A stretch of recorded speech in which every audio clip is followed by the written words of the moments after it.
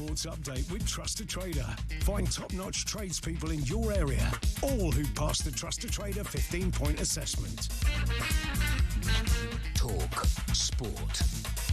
Good afternoon, I'm Max Scott here with your sports headlines. talkSPORT understands the Manchester United board are not willing to sell Kobbie Mainoo in January. Despite being somewhat frozen out by Amorim, they believe he still has a future at Old Trafford. Speaking ahead of their clash with Bournemouth, live and exclusive on talkSPORT tonight, Amorim stood firm on his Mainoo stance. We play with two midfielders in these games. We could change in the future, but Kobbie Mainoo is playing in the same position as Bruno Fernandes. Sometimes it's really hard to take Bruno Fernandes out of the team, and that is the only reason. Fred Nonsi losing his first 3 games in charge, including the League Cup final and a huge title race clash against Hearts. Should Celtic have kept Martin O'Neill on a little longer? Well, he's told talkSPORT he wouldn't have turned him down. If they had asked me to stay on, I would have done so. But the minute that they said, no, listen, that's your time, that is fine by me. Meanwhile, we understand Brendan Rodgers has gone to Saudi Arabia to finalise taking over at Al Qadsiya, one of the clubs keen on signing Mo Salah. And Enzo Maresca says he's done nothing to add to his comments about a lack of support at Chelsea. And Simon Jordan fears this could spell the end of Maresca's tenure. It's silly to say these things. No other industry in the world would you expect a subordinate of very powerful, influential people to walk out in front of the world's media and turn around and say, I think he's crap, and expect to have any kind of reward for that, which is effectively what he's saying. Chelsea travel to Cardiff in the Carabao Cup quarter-final tomorrow night live on talkSPORT. talkSPORT News. Resident doctors will go ahead on their strike this week, and Rob Reiner's son has been arrested after the Hollywood director and wife were found dead at home. More from the news team at 5:30. talkSPORT weather with QuickFit, your go-to destination for quality tyres from great brands like Continental. Visit your local centre or quickfit.com and book today. Rain will continue across parts of England and Wales this evening, edging slowly eastwards overnight. Dry elsewhere with clear spells.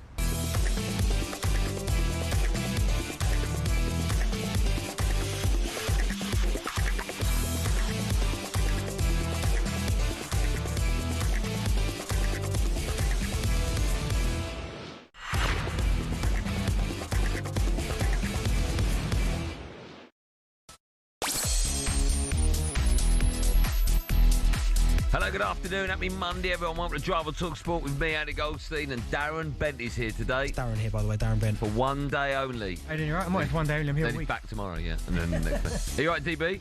Yeah, not bad, you? Good, man. By Jigger, we've got a show for you today. We'll be asking how far this Sunderland side can go after they painted the North East red and white yesterday. We'll also look back on another bad day for Thomas Frank in the Premier League. Is it time up for him? Blimey. Bentley will be bringing us his top 5 talking points of the Premier League weekend in Bentley's tea time takeaway. And, of course, bringing you all the build-up to this evening's live and exclusive Premier League action.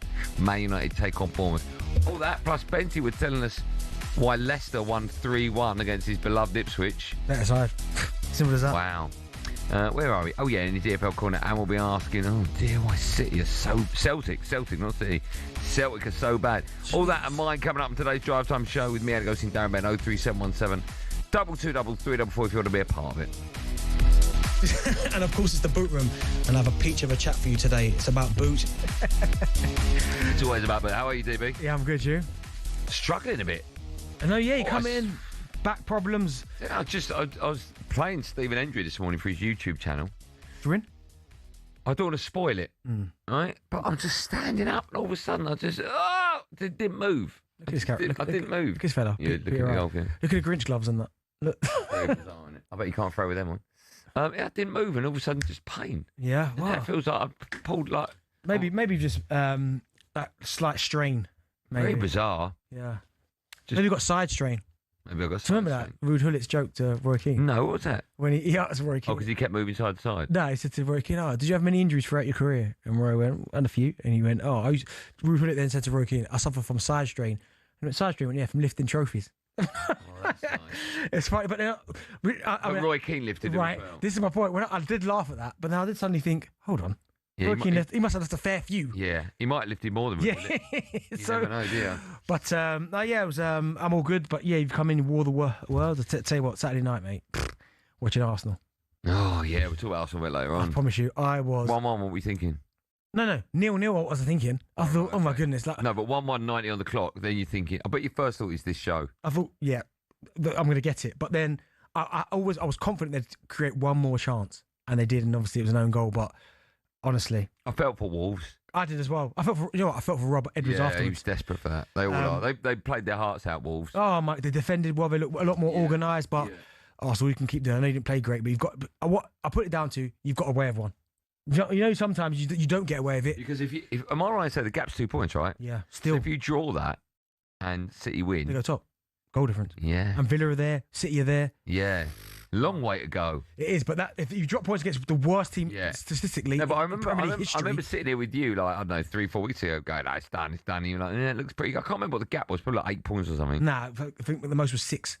Is that all it was? Yeah. And we were calling it in like October. No, I still was a bit sceptical. I still think Arsenal will win it, but my goodness, if you can't beat a team that's, again, statistically the worst in Premier League history, I did feel for Wolves, but Arsenal got away with one. Yeah.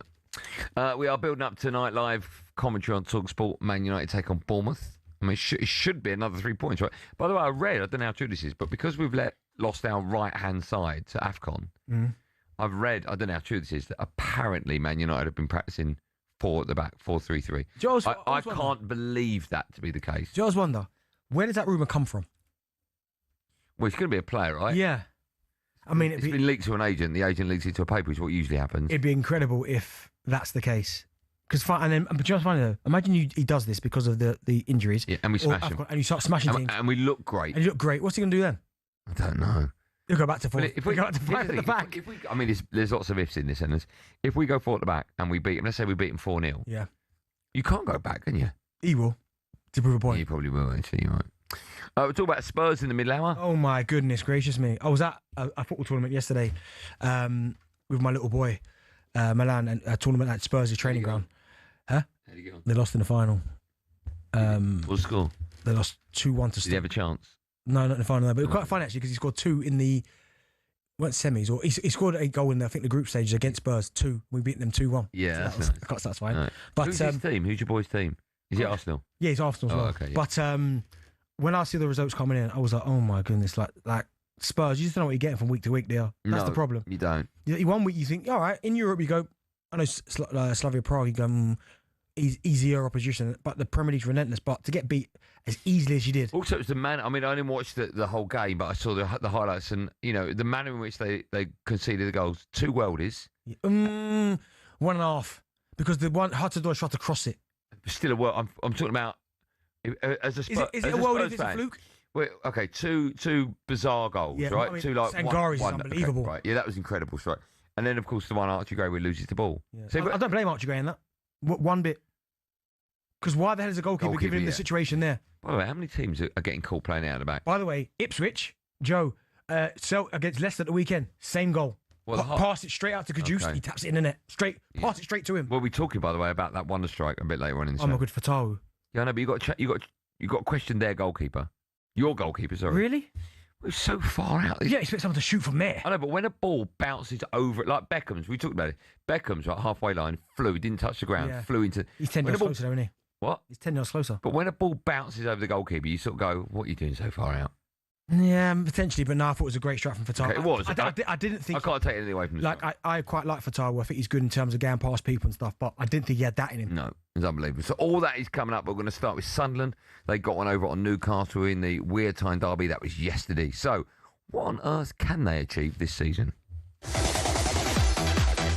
Sunderland 1, Newcastle 0, and it's come from the head of Nick Voltemada. To bring Reggie Labrie at the club, you look back now and it was the best decision they could have made. I wouldn't bet against that Sunderland finishing in the top 10 the way they've played that first half of the season. They've been absolutely terrific. Granit Xhaka too was immaculate in his performance. He's arguably been the buy of the season. And this is a huge 3 points, and the city of Sunderland will be bouncing tonight. I bet they were. Sunderland won the first Weird Time derby in the Premier League for nearly 10 years yesterday, thanks to a Nick Voltemada own goal. It sees them move up to 7th in the Premier League, 5 places and 4 points ahead of Eddie Howe's side. Their boss, Regis Labrie, spoke to talkSPORT after the game. He said he's pleased they've given a good account of themselves since coming up into the Premier League. And this is him talking about. for a newly promoted side, and it's obvious that we'll have tough periods in this Premier League, so it's good to break the negative dynamic, and after that we'll see, because we never know before the game. How much better was Sunderland than Newcastle, Benny? Yeah, I mean, you look at the probably the stats, and Newcastle had more accurate passes, more total shots. So I wouldn't say they were a lot better. I mean, those particular games, sometimes there's not really a lot between them. I say that. Well, I was involved in 5-1. So, yeah, I mean, there was a gap. But Sunderland just did what they needed to do. I think Granit Xhaka's performance again was fantastic. It takes a freak goal from Walter. By the way, what a header. Yeah. What a header. Bullet header. To win it. But, I mean, Sunderland, I never got to experience how it felt up there for them to win, because I only lost one and drew one. But it was really, really good to see. Like, really good to see, to be honest. And Sunderland are absolutely flying this season. I know we're going to talk about Eddie Howe and Newcastle, but for Sunderland, Regis Labrie, when he got the job at the start of last season, didn't really know too much about him. They had the youngest average squad in the Championship as well. And I remember thinking, like, I wonder what can they achieve? Can they get themselves promoted? But getting themselves up, I mean, I still think now you can't get carried away. I still think that survival will still be in the forefront of their minds, and rightly so. I think it should be. But the way that they're going about their business, they're not playing like a team that are just here to make up the numbers and stay up. They're playing like a team that genuinely believe that they can finish in a European spot. They're 7th at the moment now. Incredible. If you're going to have a bet on which of the two would finish higher in the Premier League, where would your money be currently? Well, I mean, currently it's... No, but where would your money be right now if you had to bet for the end of the season? Not where are they now, but if you had to make a bet now for the end of the season. I would probably still go Newcastle just. You would? Why? I think they've got a better squad. I know they didn't win, but I just think they've maybe got a better squad. I think too many of their players aren't performing as they should be, and that's probably why there's certainly something about the attitude and the way the application, the way they start games away from home as opposed to at home. Sunderland lose players to AFCON as well. Yeah, they do. So that just because of the depth, but the way Sunderland are going about their business now, fair play to them, and hopefully it continues. I mean, they could not have dreamed that they'd have 26 points at this stage of the season. Yeah. I don't care what anyone says. I mean, they're still not safe yet. They're not. No, I'm joking. I'm joking. Still not safe. They'll be more than safe. But still, they wouldn't have dreamed it. No. But if ever there was an example of, how important your home form is, Sunderland are showing it. A quick word about Eddie Howe. Some Newcastle fans maybe think his time's up or not. Which I find insane, personally. I think it's insane because it's almost be careful what you wish for. I mean, he delivers your first trophy that you've had since what, the 50s? Is it the 50s? It's a long time, something like that. Right, a long, long time. It gets you back in the Champions League as well, competing in the Champions League. Yeah. He's been absolutely superb in terms of what he's done at that football club. Even with maybe one hand tied behind his back where he's lost players, he's brought players in. I think he deserves a little bit of credit. I mean, I know they're 12th right now, but that's not a cause for panic. No. That's not one of those where they're languishing in the bottom three and you're going, oh my goodness, there's a genuine chance that we might go down. That ain't happening. No. They're not going down. Just relax for a little bit. I mean, I know they're going for a bit of a wobble in terms of their away form, but they've got a lot to deal with back in the Champions League, trying to compete on all fronts. Just be careful. I think it's be careful what you wish for. Okay. Let's take calls. We've got a real busy show at 5 o'clock. We're doing Spurs from 6 o'clock. We are gearing up to live commentary on talkSPORT with Man United against Bournemouth. We'll have team news in our show as well, but we're going to start by taking calls from that game. Sunderland beating Newcastle by a goal to 0. 2 questions, one for Sunderland, one for Newcastle fans. How far can Sunderland go this season? 03717223334. And the same number for Newcastle fans. If there's any doubters about Eddie Howe. Sorry, just quickly, right? This is Newcastle's last 3 finishes in the Premier League, right? 4th, 7th and 5th. Anyone who wants him out, and there's a cup in there as well. Anyone who wants him out... There'll be some. There'll be some. I hope not. 03717223334. That's where we go right after this on a busy drive time show on Monday afternoon, live on talkSPORT.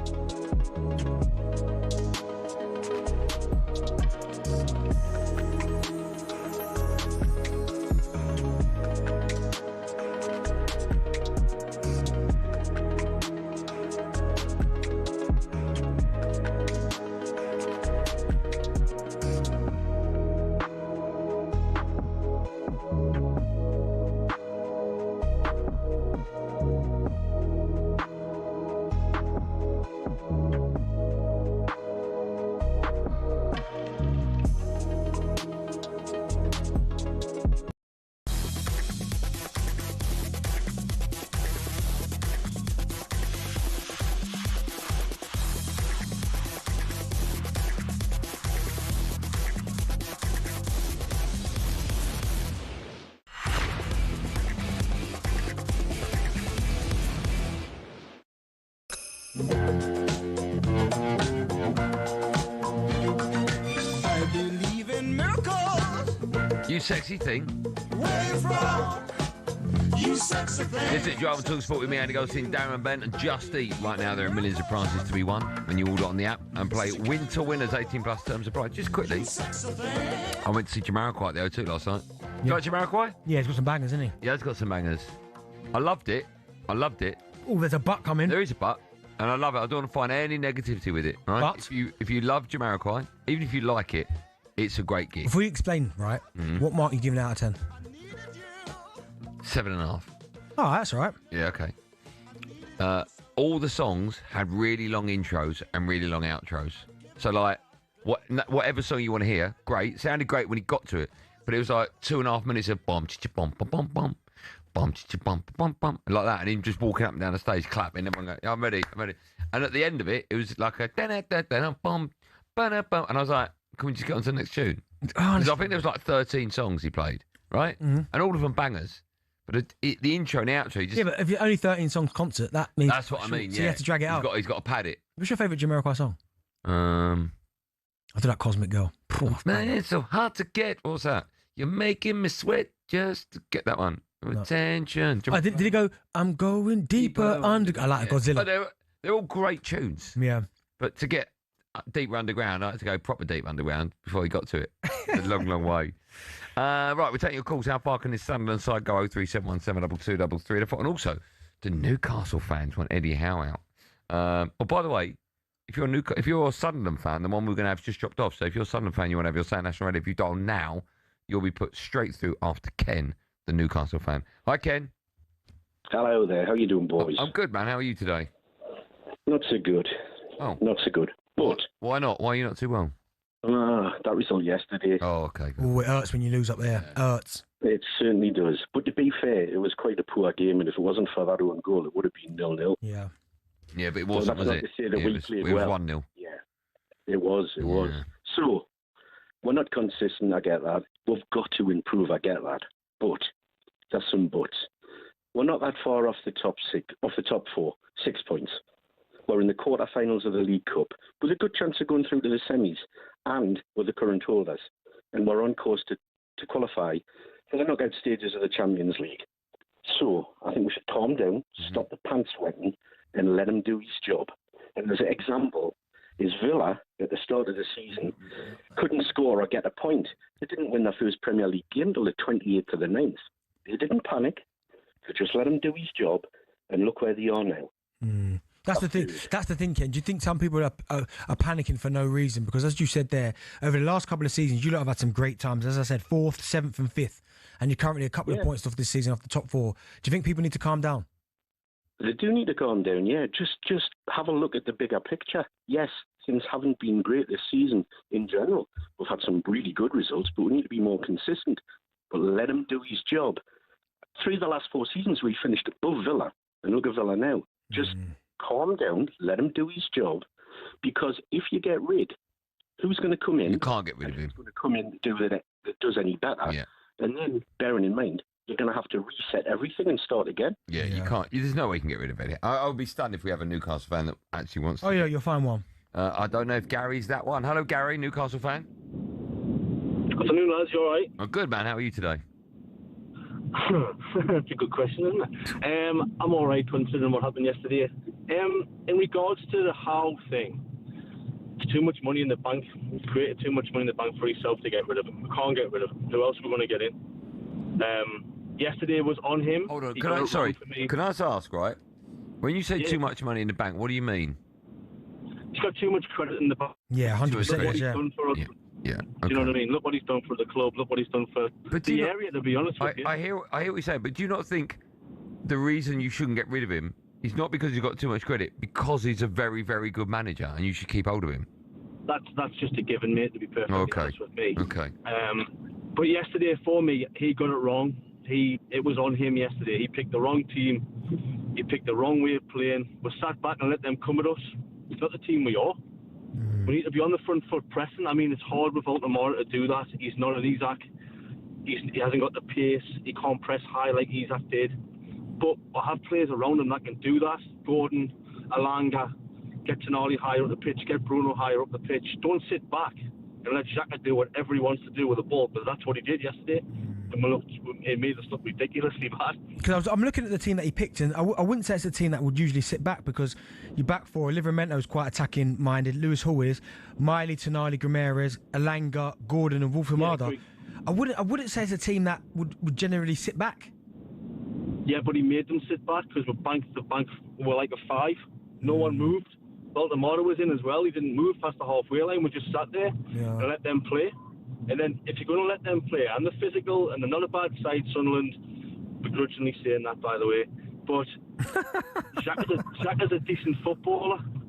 And if you give him time and space to pick a pass, and if they get around you and they get in your face like they did, when every tackle, right into nothing, if you just get back to what we've done in not the first start of the season, because we've been awful all season, let's be honest. Awful. Even at home, we've been awful, apart from the odd game. Everton away was, great performance, but boring. That's probably the one. Everton away is probably the one where you go, okay, they were ruthless that day. But again, it's not panic. This game, and as you're right, I don't think particularly that Sunderland were much better. It was not a great game to watch, but ultimately you got to do what you got to do to win the game, and they've done that, Sunderland, and they get another 3 points. Still to come, we'll be asking what on earth is wrong with Celtic and Rangers. First, it's time for no Googling. And after Sunderland's win yesterday, we want to know what is the highest a newly promoted side has ever finished in the Premier League. Do you know that? And who was it? I'm pretty sure it was it not my boys, no? It was not Ipswich. Because they were 5th. It's not Ipswich. Wow. So what is the highest the newly promoted side has ever finished in the Premier League? The answer to that and lots more coming up between now and 7, where we build up to live commentary on talkSPORT exclusively of Man United against Bournemouth. Team news as well coming up in today's show. And Spurs from 5. Busy Monday afternoon.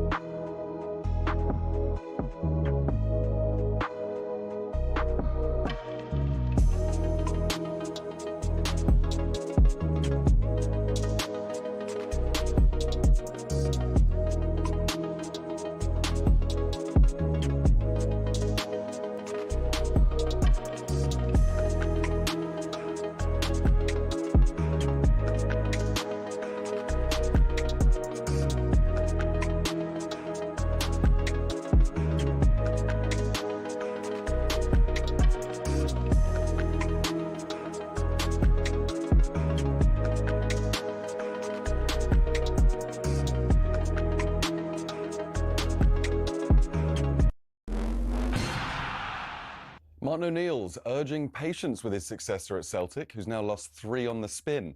Martin suggests Wilfred Nancy should do what he did and lean on his assistants. I got great help from a coaching staff, and I felt, as I said earlier, you know, young men involved in the game, who have been involved heavily in the game. Sean Maloney's been a manager at once at his own stages. Martin's told White and Jordan his handover with Nancy only lasted 15 minutes. If the board had said, listen, you know, we still have a problem with visas and things like this here, I'd happily have stayed on. Meanwhile, we understand Brendan Rodgers has gone to Saudi Arabia to finalise taking over at Al Qadsiya, one of the clubs keen on signing Mo Salah. Now, former Spurs defender Ramon Vega has called on Thomas Frank to resign. It's a big club in terms of England. You need instant success. You don't have time, 3 years, 4 years. Frank expects to get time to turn things around following Spurs' 6th defeat of the season away at Forest. Meanwhile, Ruben Amorim's called criticism from Paul Scholes fair because Man United are not winning enough. They host Bournemouth live on talkSPORT tonight from 7 p.m. And Harry Brooks said England players had a belting time off in Noosa, despite going 2-0 down in the Ashes.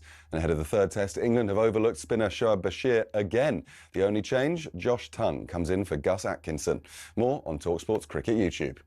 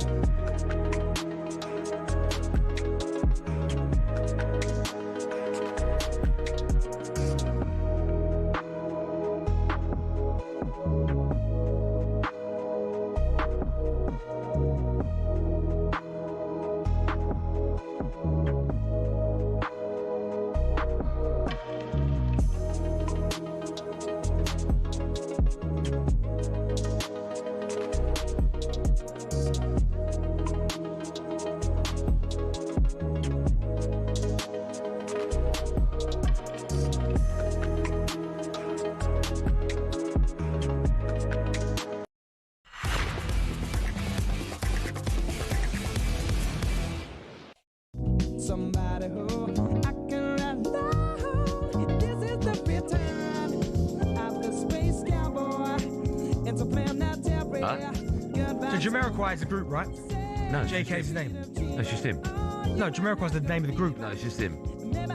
Isn't his name JK? His name's Jason K, yeah. Right. It's about Jamiroquai's the group. No, that's just what he calls himself. There ain't no group. You know, it's not like... I thought Jamiroquai was the group. Okay. No. Well, you know, people listening, if I'm right or you're right, they're going to tell us. Well, there's no group. He's the only one. Yeah, but who plays with the instruments? Just guitarists and drummers. Yeah, but they're called Jamiroquai, right? No, but they're not the same people. They don't have any input into the songs. Okay. I didn't know that. That's my understanding of it. All right. Well, listen, we're about to find out. Before the break, we'll find out this one. Someone's like, I'm going to tell Goldstein. Not all bent. What's the highest the newly promoted side's ever finished in the Premier League? We're going to be 3rd or 4th. Which one? 4th. 3rd. Newly promoted 3rd? Yeah, 2 teams did it. Newcastle did it first in 93-94. Right. And Forest did it the following year, 94-95. That's some going, that. Isn't that? I mean, I thought it was outstanding when George Burley did it for Ipswich. 5th. Yeah. I still can remember that season like it was yesterday. They were incredible. Yeah, enough about Ipswich. Hey, Marcus Stewart. We'll talk about them getting smashed a bit later on. Still to come, we'll also be asking if Thomas Frank's time at Tottenham could be coming to an end. Are people actually talking about that? No, I mean, I don't think they are. I think, listen, I understand people are getting frustrated because that, again, yesterday was dire. But give the man a bit of time, man. Yeah. Do you know what I mean? I agree. Right, it's day 5 of the PDC World Darts Championship. Mark Willow Wilson is watching the afternoon session for talkSPORT and can keep us right up to date with it. Willow, good evening. Yeah, good evening, guys. Mensah Suljovic has made it through to round 2. He's beat the Canadian David Cameron by 3 sets to 1. Suljovic having the adoration of the sellout crowd here. Made a bit of a mess of it. He was 1-0 up, should have gone 2-0 up, missed at 5 darts for a 2-0 lead. Pegged back to 1-1, but safely saw out the last 2 sets to go through. He'll face Joe Cullen in round 2. Up now, it's a former 2-time champion, Peter Wright. He leads Women's Series qualifier Noah Lynn van Leuven by 2 sets to 0. Needs 1 more set to wrap up a place in the second round. And you can follow it right now over on talkSPORT 2, the talkSPORT app, and on the talkSPORT Darts YouTube channel. PDC World Darts Championship update on talkSPORT with Village Hotels. Hit the bullseye this Christmas with a darty party at Village. Enjoy flights of festive fun with our interactive darts lanes, available at locations across the UK. He's great, Mark Wilson. Good work. Don't forget, if you download the free talkSPORT app, you can hear every single dart throw and alley-pally throughout the PDC World Championships. We are bringing you every single game live. We have got our drive time now, night out on Thursday. Someone's put here, JK is the frontman, Jamiroquai is the name of the band. It doesn't mean anything. There's no band. Like, you know, like Oasis, you got Gem, Andy, Liam and Noel. That's the band. Name a member of Jamiroquai. There isn't one.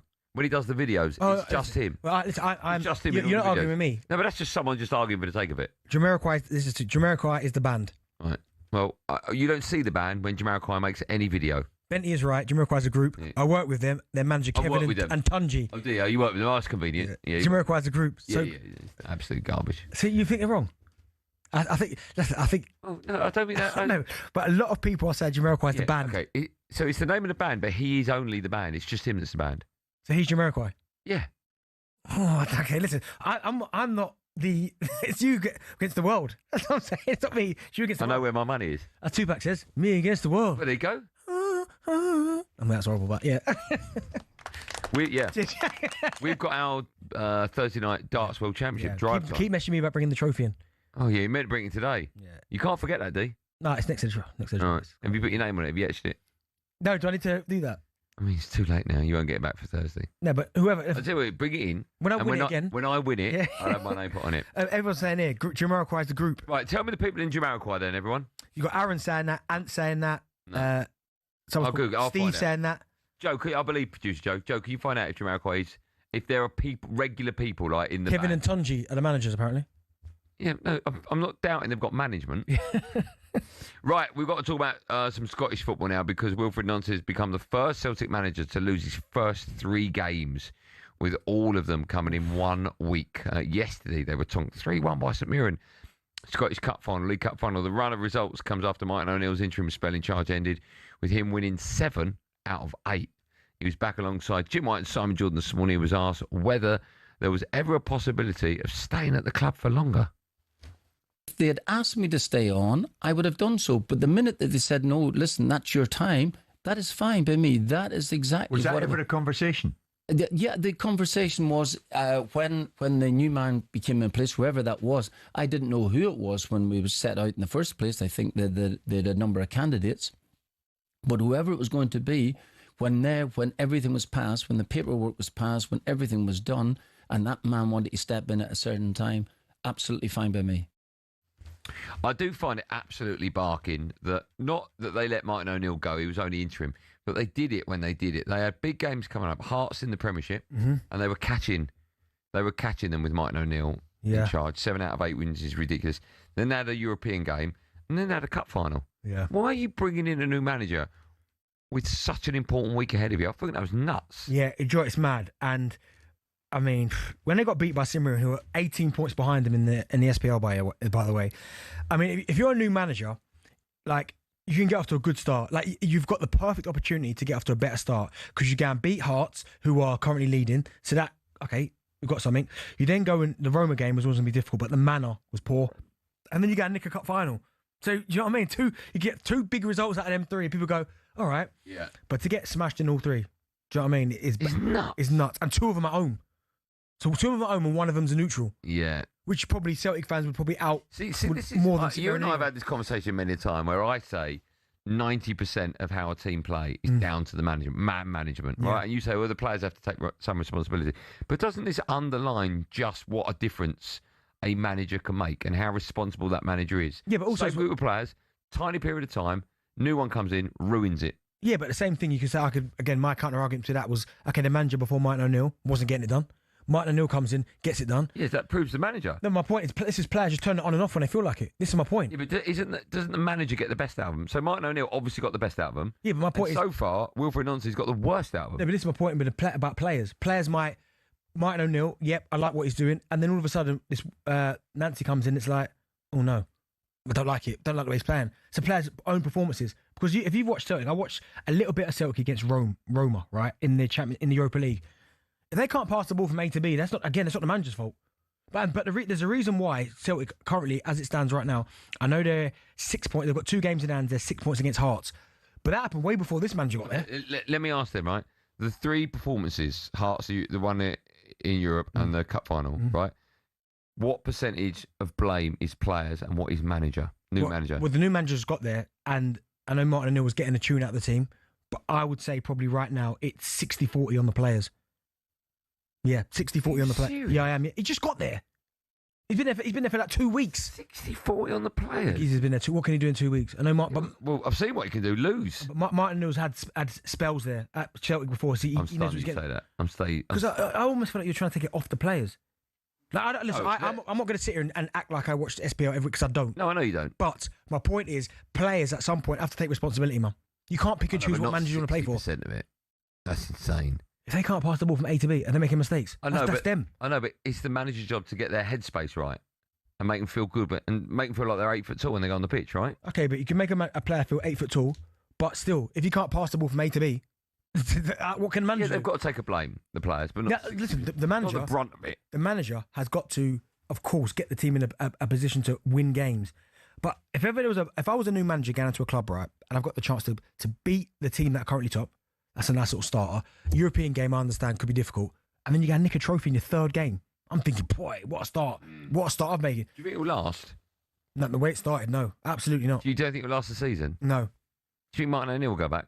It sounded, in that interview with White and Jordan, sounded a little bit like his nose was put out of joint. Like they treated him really badly, Martin O'Neill. Do you know what?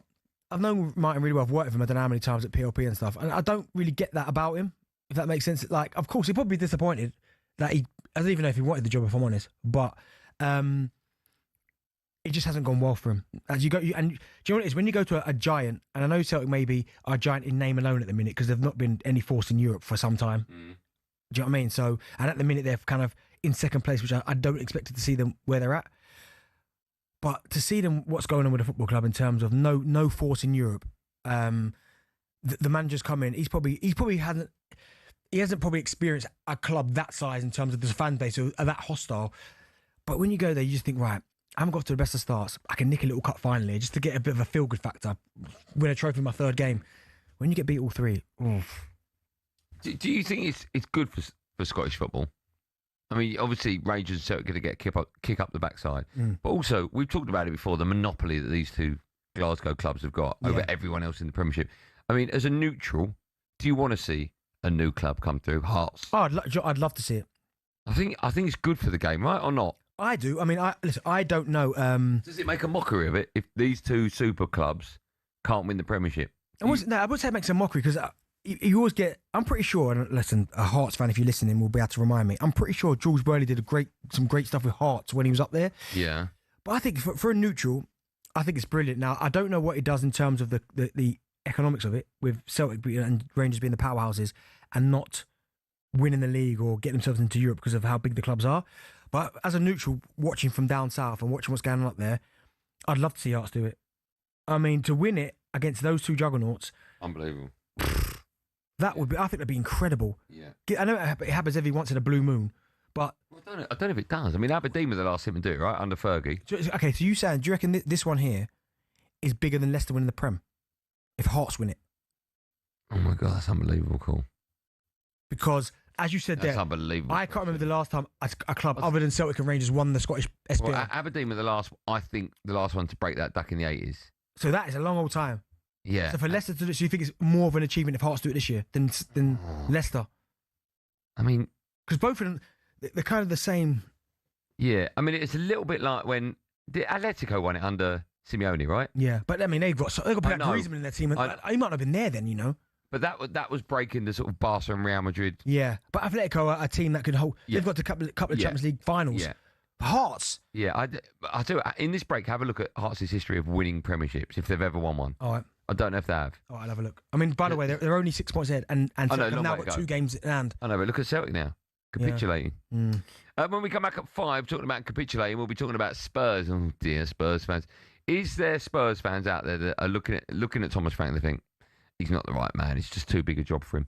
03717223344 Tottenham Hotspur chat from 5 o'clock. Then at 6 o'clock we build up to Manchester United. They take on Bournemouth live from Old Trafford. It's live and exclusive on talkSPORT. But from 5 it's Spurs 03717223344.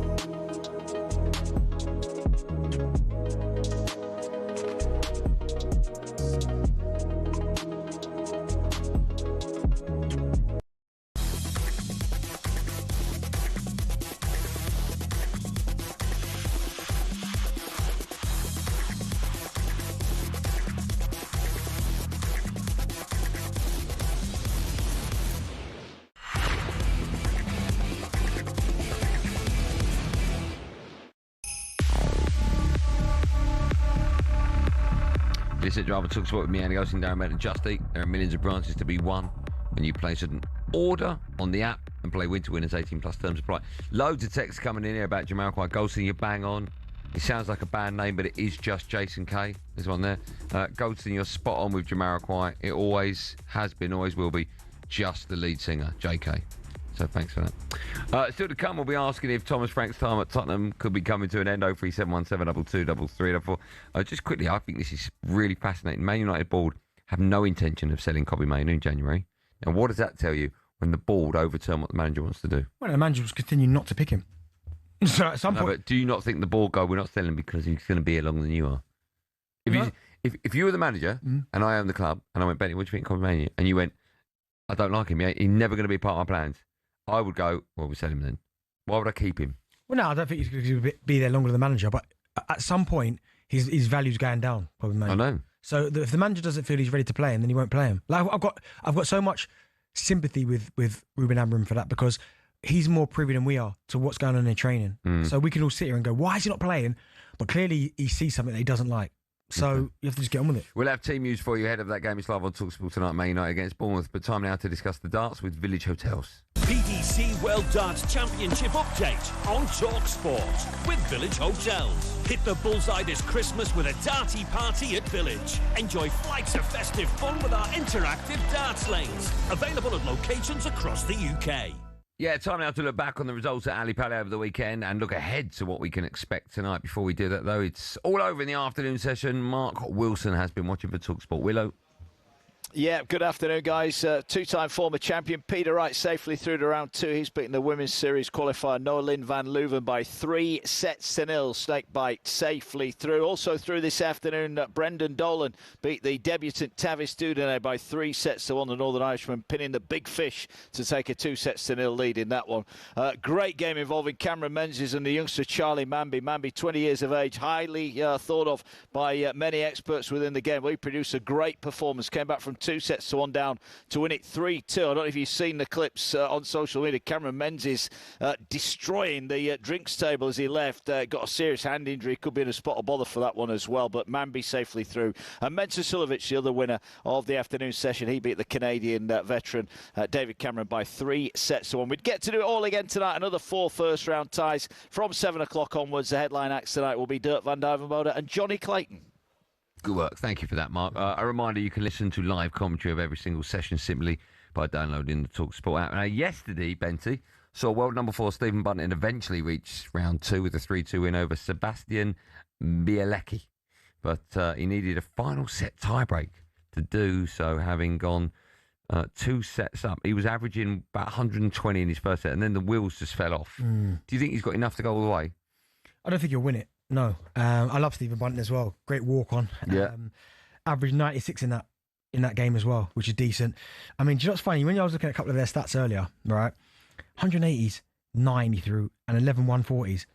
I'll be happy with it. Do you know? Give me one of those. I mean, yeah, that's not talk darts about. But I just think you look at around what's going on. I still put Humphreys and Littler so far above the rest. From what we've seen, you mentioned Luke Littler, your boy Luke Humphreys, he's also through. He beat Kenny's son, Ted Everett's 3-1 on Saturday. Is it those two again, do you think? I think so. Listen, I know pressure played their part. I just think, right, and as we progress, those guys kind of know how to handle pressure. Now, I do think it's one of them scenarios where that you will get opportunities. Like, it's not like you're going to not get an opportunity to hit a double against them. You have to take it. But because of how ruthless those two are, when you think, right, I've got an opportunity, I've got to take it, because if I don't, and that's why I put those two at the very top, and why they're like two of the greats, because we've obviously both stood on the hockey, and we're not playing against someone who, you know what I mean, who's like those, obviously. Who's ever played before. Right, but for those two, it must be horrible, because you're thinking, right, I know they're going to hit theirs, because that's how good they are. If I give them any kind of inkling that I'm not quite there, they'll do it. So, yeah, I expect to see them two. Semi-finals, finals, definitely. Yeah, okay. Let's look ahead to tonight's fixtures. Bentley, you can tell us a bit about the players. Martin Lukeman against Max Hopp. Hoppy. Yeah, Hopster. You fan of Hoppy? I am a big fan of his, but listen, I'm not really about that. Let's go all the way to Simon Whitlock. Just tell us who you think is going to win. I think in that one, Martin Lukeman. Okay. And next up is Dirk Van... No, you want to say it now. Now you put me on the spot. Against Andy... Divenbode. Do you know what? It's just Dirk v Andy. No. Who do you fancy for that one? I'm going to go for Dirk Van. Okay. Johnny Clayton against Adam... Yeah, Johnny Clayton. I like Johnny Lipscomb. Clayton. Yeah, I think he's brilliant, Johnny Clayton. And I love... Do you know what? Connor Scott. Yeah. Do you know what I think? Simon Whitlock. He was world champion once, wasn't he? Whitlock? Yeah, he was, yeah. Did he win it, Whitlock? I'm sure... I have to check. But you know what? Simon Whitlock, so I've got his darts at home. Yeah. Honestly, the heavy. The points on his Right. like ruined my last board. Why? You throw it, it's like they're so like javelins. Like javelins, man. I like that. Who's the darts I've got? You use Johnny Clayton? Nah, it's not. You've got Scott Williams. Oh right, okay. Yeah. They're good darts. Shaggies. They're good they're darts. nice. Yeah, I use Littlers to be fair. I Yeah. tried Humphreys and I like Humphreys darts, but too small. Oh, it's a butt. What are the ones you gave me out there today? They're my Littlers. Oh, they're tiny, they are. Yeah, they're nice though. Little hands, the boy. That was all thanks to our friends at Village Hotels. PDC World Darts Championship update on talkSPORT with Village Hotels. Hit the bullseye this Christmas with a darty party at Village. Enjoy flights of festive fun with our interactive darts lanes. Available at locations across the UK. So we've got it here, current band members of Jamiroquai. So we've got JK. Oh, hold on. Current? Yeah, it Oh, says so they didn't start the band? Right, JK, lead vocalist. Right. Derek McKenzie's the drums. Sola Akinbola, percussion. Yeah, but these are just jobbing musicians. Rob Harris, guitar. No. Matt Johnson, keyboards. No. Paul Turner, bass. Right, I'll tell you what. Hold on. Lauren McIntosh, Yep. backing vocals. Yep. Hazel Fernandez, backing vocals. Let me tell you now, if you Google those people, they play in other bands throughout the year. They're just they're working musicians. So they're not part of Jamiroquai. Oh, no, mate. I bet they don't take if they were part of Jamiroquai, they'd take an equal cut. I'm telling you now. Well, that was Sean the Spurs fan. Ish, he said. Well, Sean, you might want to phone up because we're talking about your side next, Tottenham. What's happening to the manager? What's happening to the club? Or, where are Spurs in the league? 11th, right? Or have they just got the 11th best squad in the league? Are they where they should be? 03717223344 Tottenham Hotspur chat. Coming up right after this, live on Drive on talkSPORT.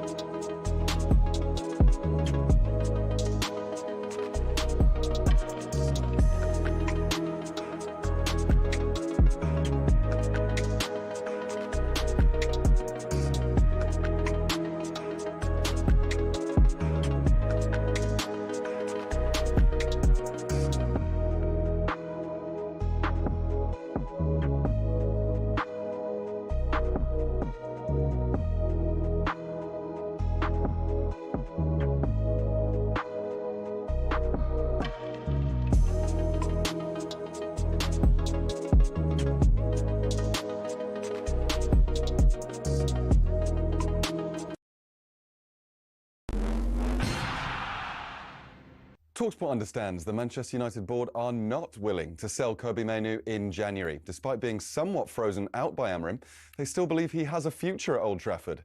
Speaking ahead of their clash with Bournemouth, live and exclusive on talkSPORT tonight, Amorim reiterated why Mainoo's suffering a lack of game time. We play with two midfielders in these games. We could change in the future, but Kobbie Mainoo is playing in the same position as Bruno Fernandes. Sometimes it's really hard to take Bruno Fernandes out of the team, and that is the only reason. Enzo Maresca says he has nothing to add to his comments about a lack of support at Chelsea, and Simon Jordan fears this could spell the end of Maresca's tenure. It's silly to say these things. No other industry in the world would you expect a subordinate of very powerful, influential people to walk out in front of the world's media and turn around and say, I think he's crap, and expect to have any kind of reward for that, which is effectively what he's saying. Chelsea travel to Cardiff in the Carabao Cup quarter-final tomorrow night, live on talkSPORT. Martin O'Neill's rejected claims that new Celtic boss Wilfred Nancy should be sacked after losing his first 3 games in charge. He says you can't make a judgment call so quickly, and revealed to talkSPORT what his handover chat was like with the Frenchman. Very affable, very, very, very nice. It's only a 10 or 15-minute conversation. What can you make of that, of anybody at this time? He's got his own philosophy, his own viewpoint in the game, and that is absolutely fine. O'Neill would have stayed on if he was asked, and felt he had something to prove as Celtic interim after being sacked by Nottingham Forest back in 2019. But at the end of it all, I didn't. If the board had said, "Listen, we still have a problem with visas and things like this here," I'd happily have stayed on. Now, Kilmarnock have sacked Stuart Kettlewell after a 10-match winless run, which has left them second bottom in the Scottish Premiership. Former Partick Thistle boss Chris Doolan has been placed in interim charge of the club.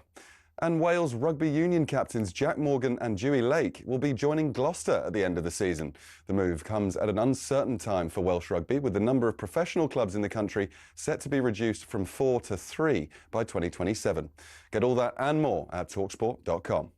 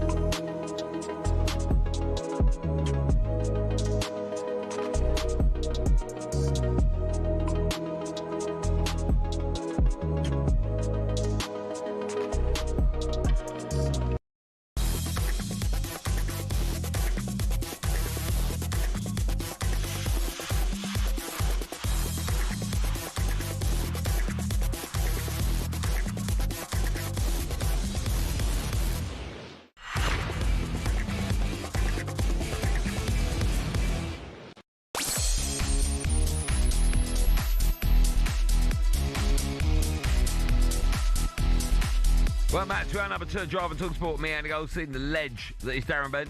It's gone from bad to absolute worse for Manchester United. So let's get an update from Don McGuinness.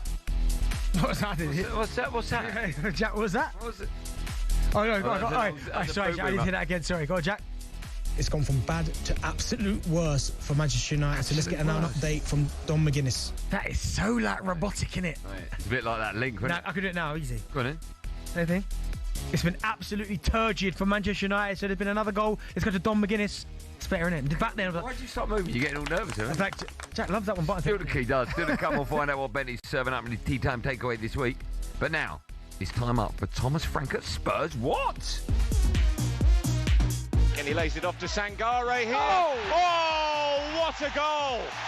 What an outstanding goal from Ibrahim Sangare. Game, set and match here with 13 minutes to go. Nottingham Forest lead Tottenham by 3-0. You cannot get rid of the manager yet. You've got to give him this season and maybe even some of next season for him to put his stamp on it. Forest, Bournemouth, Wolves and Fulham. How many points we had out of the games? 1. That's not good enough, Pods. It's not Alan Pardews' fault, is it? By the way, just to keep you up to date, Drive Time's up for an award.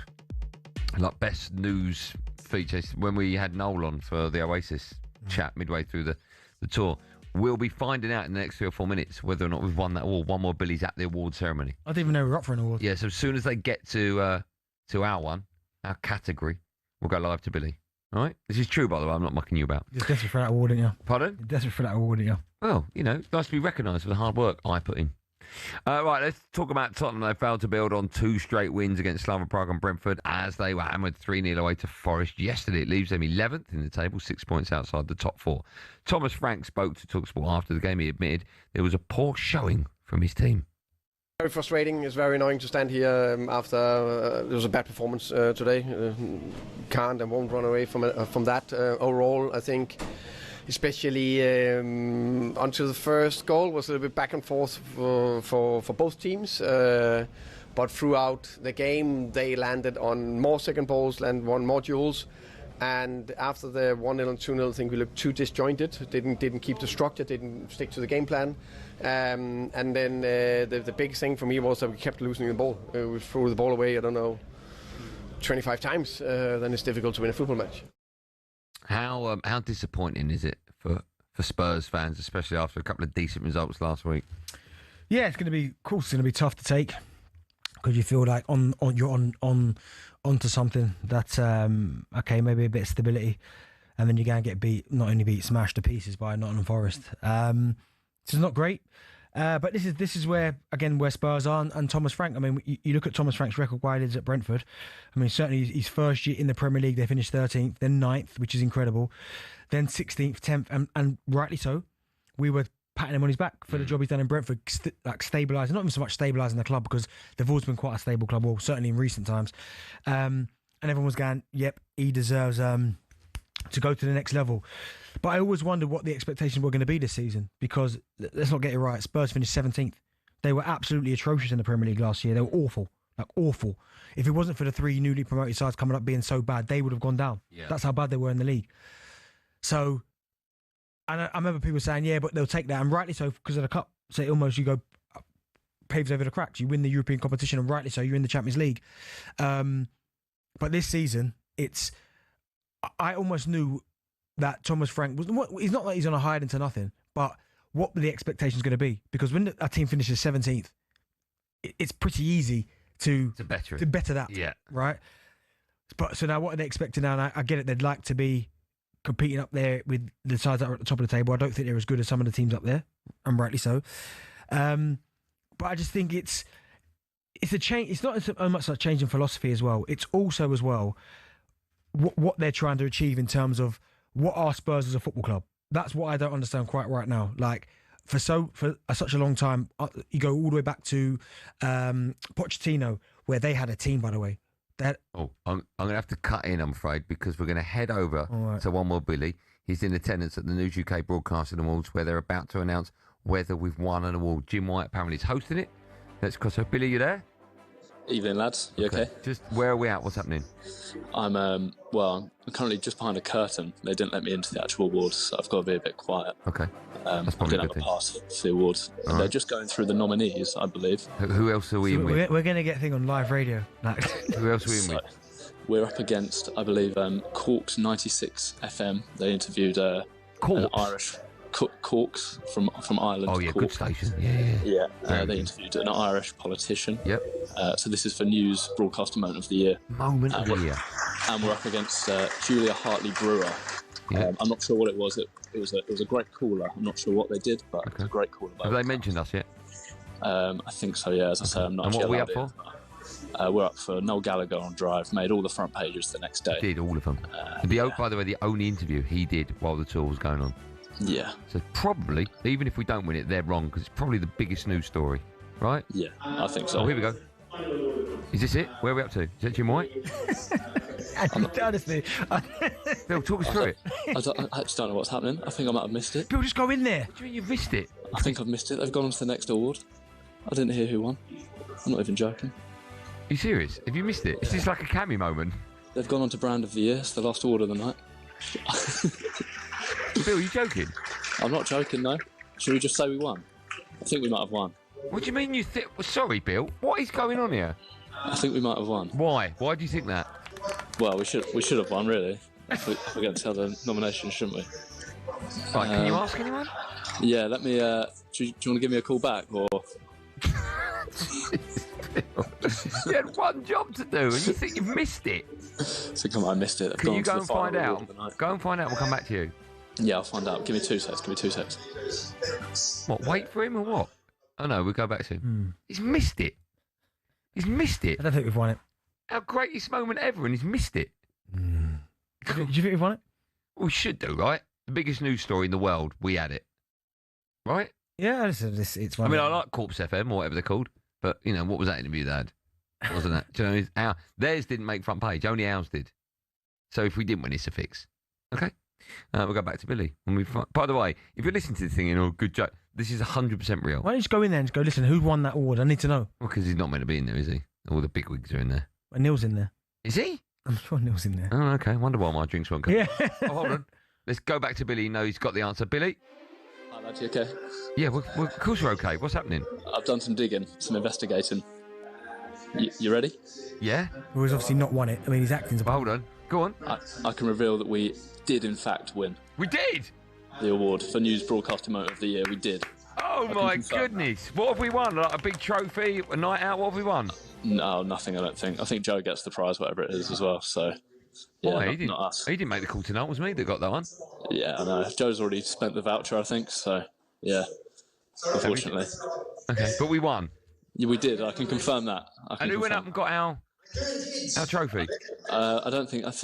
Management Max might have done. Do you know what? Sorry, Billy, sorry to interrupt you. If you've got anything about you, Andy, you'll get up now and just walk in there and collect the award. Just a bit. I am doing a live radio. No, me and Joe could do that. Me and Joe would do that. Me and Joe pick up the slack. A bit of news from the awards, by the way. Cundy actually got kicked out because the sports bar won an award, and he has anyone seen the other nominees live on stage, so he's been booted out. Is that real? He's too loud for everyone, is he? That is, yeah. There's a video of that going around. That's so good. Yeah. But we won. There we go. We won. What's the win. exact title of what we won? We Best won the show.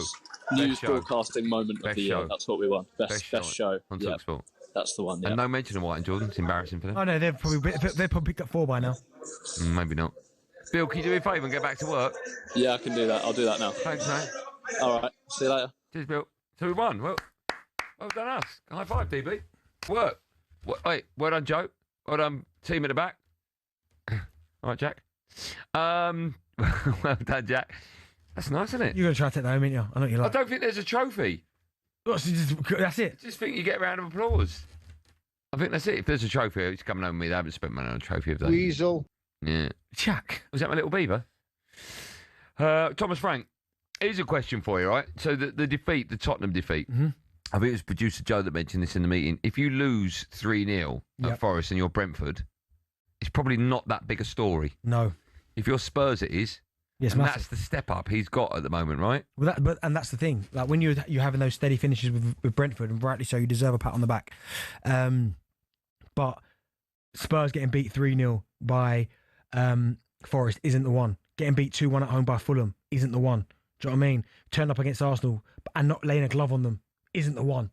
Do you know what I mean? So he's got to find a way of getting them playing. I do think when you look at their squads that I don't think it's a top 4, top 5 squad for sure. But no, it's not. It's not.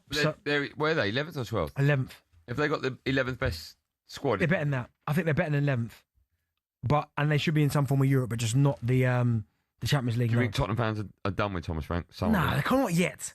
I bet they are. Whose fault was it? Leave, he's gone. Thomas Frank, do you know what I mean? At some point, just relax. How much of the problem is down to no Maddison, no Solanke? 2 key players, right? Yeah, they are big players. But listen, we had Spurs fans coming on here talking about Solanke's not the answer anyway. I know. So you can't start using that as an excuse. Okay. Tottenham fans, if you've had enough of Thomas Frank, phone me up and tell me why. And if not, tell me why you should stick with him. I think that's fair. Yeah. 0371 722 3344. You're listening to, factually, the best show on talkSPORT Radio. The award-winning Drive Team with me, Andy Goldstein, and other people. Get your calls in now, 0371 722 3344.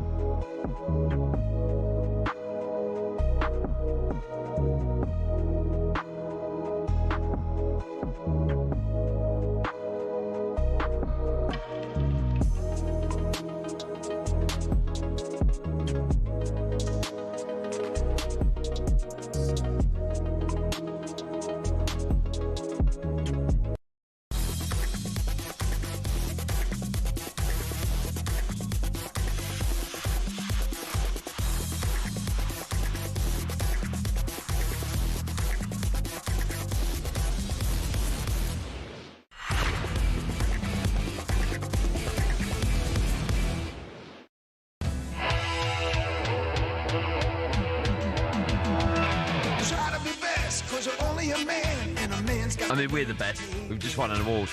Cole Frampton just texted me saying that moment itself should be an award-winning moment as well. So maybe next year, how ironic if it just kept happening. Every time we won an award, we went live and that moment won an award. Just one big loop we were stuck in. This is Drive on talkSPORT. Hold on. We are the best. Turn it up, Jack. Yeah. Thank you. What film is this from, by the way? Is it Karate Kid, isn't it? Karate Yeah. Kid. Great film.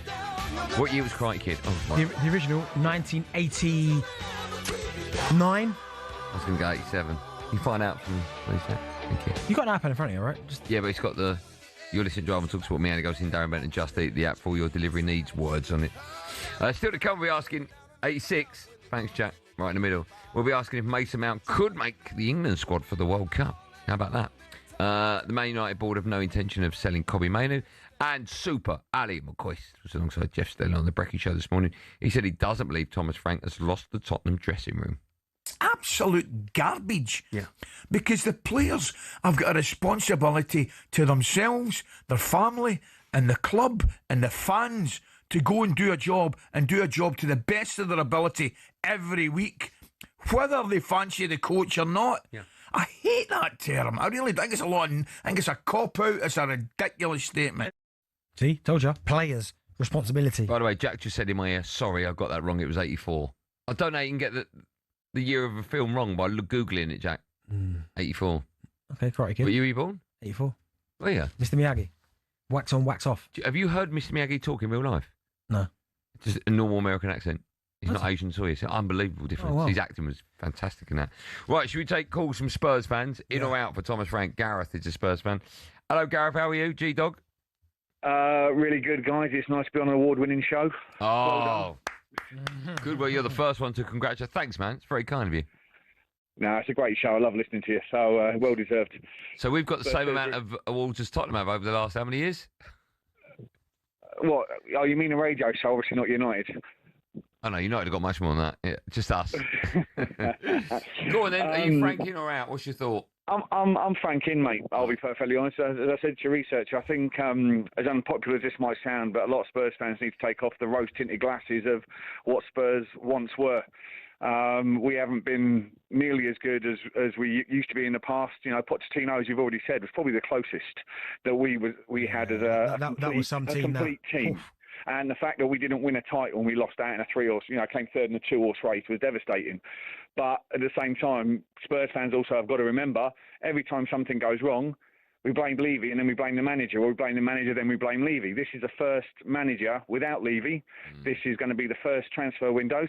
And just because this team was good enough to get a European trophy, it doesn't mean these are the right players for Thomas Frank. And because he plays the way he does with his multiple systems, you need players with football intelligence as well as brute strength and ability on the ball to be able to do what Thomas Frank is trying to implement, which we've seen season after season at Brentford. Gareth, let me ask you a question then, because you're talking about you've got a transfer window coming up, and yeah, you're right, I 100% agree with you. You need bodies. Where do you need to strengthen? Because I don't think it's a quick fix. I think you need there's a number of positions I look at Spurs, and I feel, starting with the goalkeeper, that you're quite weak. Yeah, it's not. Pochettino put it best. You've got a new house. You need new furniture, and we haven't completely, furnished our house. Vicario, yes, he's one place where you definitely need to look. I think defence, we're not bad, but I think as well. I think the right wing. I think we're well covered with Kudus and Johnson, even though he's been playing Johnson out on the left. I think we need an extra cover out on the left side, left back and left wing. We definitely need coverage at goalkeeper, and to be fair, I think Jed Spence deserves more game time playing at right back over Porro at the moment. Good call. Let's go to another one. He wants to keep the manager. Luke's a Spurs fan as well. Hi, Luke. How are you guys? You okay? Yeah, welcome to the award-winning Drive Time show. How are you? Congratulations, Jed. Congratulations. Long overdue. I'll be the first caller, but never mind. Long overdue. Thanks for your kind words, Luke. What would you like to say? Yeah, it's a hard one because I actually don't want Frank to go, but I've got 2 points I'd like to make. The first point is, yesterday he showed that maybe he is out of depth because you're losing 2-0 and he brings on Paulinho and Ben Davis to defend the 2-0 deficit. And for me, I'm thinking how must those attacking players feel on the bench? Benty, if that was you and you're on the bench, say like Odegaard was, willing to go, how would you be feeling if you was overlooked and you're losing 2-0 and you feel that you can change the game? Do you know, I'd be devastated, right? But partly I'd have to look at myself as well. Because as you said there, Ben Davies coming on, Paulinho coming on, Bergvall. If I'm Odegaard and these players are coming on before me, I'm thinking to myself, hold on a second, I'm not doing something right here. There's no one on the planet, the manager's first port of call should be a defender over me. So I think he has to look at himself. Brendan Johnson came on, Matthias Tell, I'm not quite sure about him. No. But you know what? I think at times, though, you have to give credit where credit's due. And Forest played well. Yeah, they did. Like, as bad as Spurs were, Forest were outstanding. Yeah. Colin's up next. Spurs fan. Hi, Colin. Oh, yeah, lad. I'm on the fence with him at the moment. Because, look, when a manager comes in, I want to see what he's trying to do. And I'm not seeing nothing. It's just total confusion. The players don't seem to know what they're doing. Apparently, he's changing his mind just before they go out on the pitch to what system he's going to play. So they've been training all week on one system, and then he'll change it 5 minutes before they go out. Colin, where have you heard that from? Because in my head, I can't. In my whole 17, 18-year career, I've never seen that happen before. Yeah, that's come from the club. That's from inside the club, I've heard that. Hold on, where though? I mean, the club haven't released that as a statement, right? No, the club haven't released that. I know someone who works in the club. Who do you know? And, I can't mention his name. No, but what level is he? Is he like playing staff? No, he's not playing staff. No, he's the backroom staff.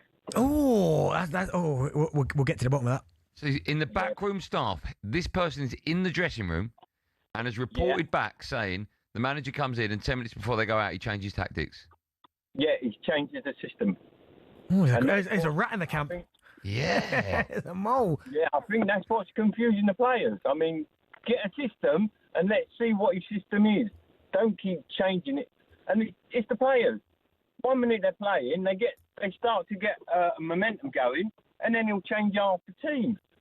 Stick to a team when you get a winning team. Keep playing them, and then maybe bring in other players like a couple at a time, not 4 and 5 and 6. Can I ask, sorry, what your mate who gave you this information? What did you say his name was? Sorry? Your mate who gave you the info. What was his name? I didn't say his name, and I can't. Oh right. I can't get in trouble. Okay. Do you know what it is though? Like, do you believe that? No, not backroom staff, man. But you're looking at it. So they played. This is just a lump of games that Spurs have played, right? So they played on the 26th. So they played the Sunday the 23rd of November against Arsenal, right? Mm-hmm. Then they played 3 days later against PSG. Then they played another 3 days later against Fulham. Then they played 4 days later against Newcastle. Then 4 days later against Brentford.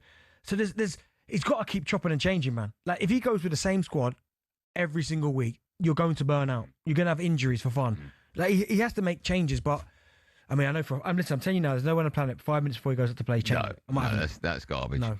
Still to come, we'll find out what Benty is serving up in his tea time takeaway this week. But first, it's time for No Googling. We want to know which player has made the most Premier League appearances without picking up a single booking. Who's made the most Premier League appearances without being booked in his entire career? I'll give you a clue. It's over 200, if that helps. The answer to that and more coming up on the award-winning Drive Time show with me, Andy Goldstein, award winner, and Darren Bent, award winner.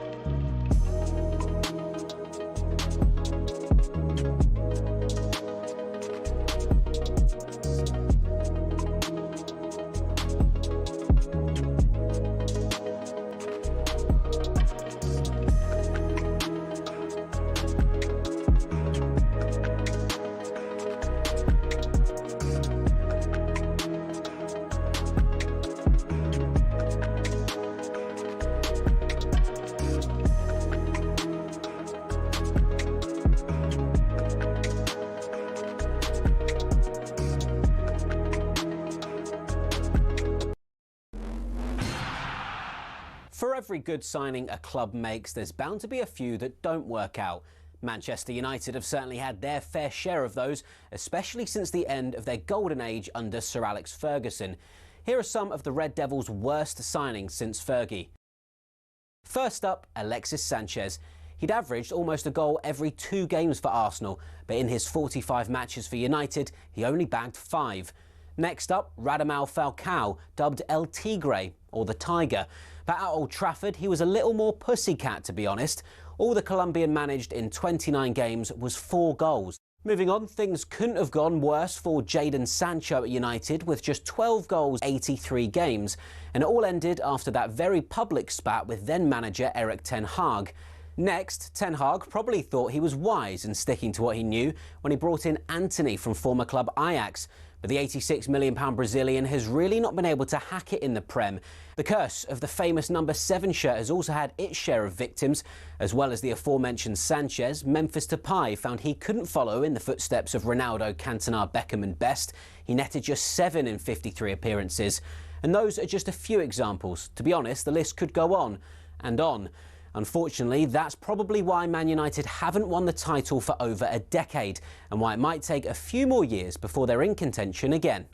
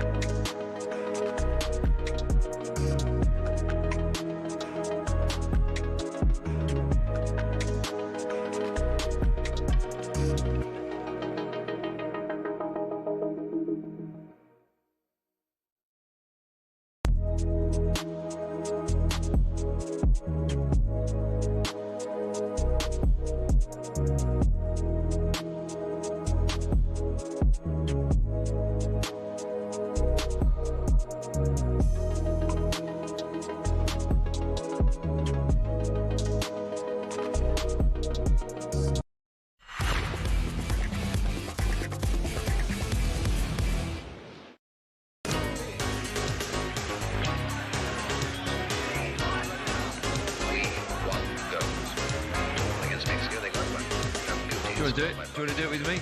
Or should we just... I don't know the words, bro. You're a liar.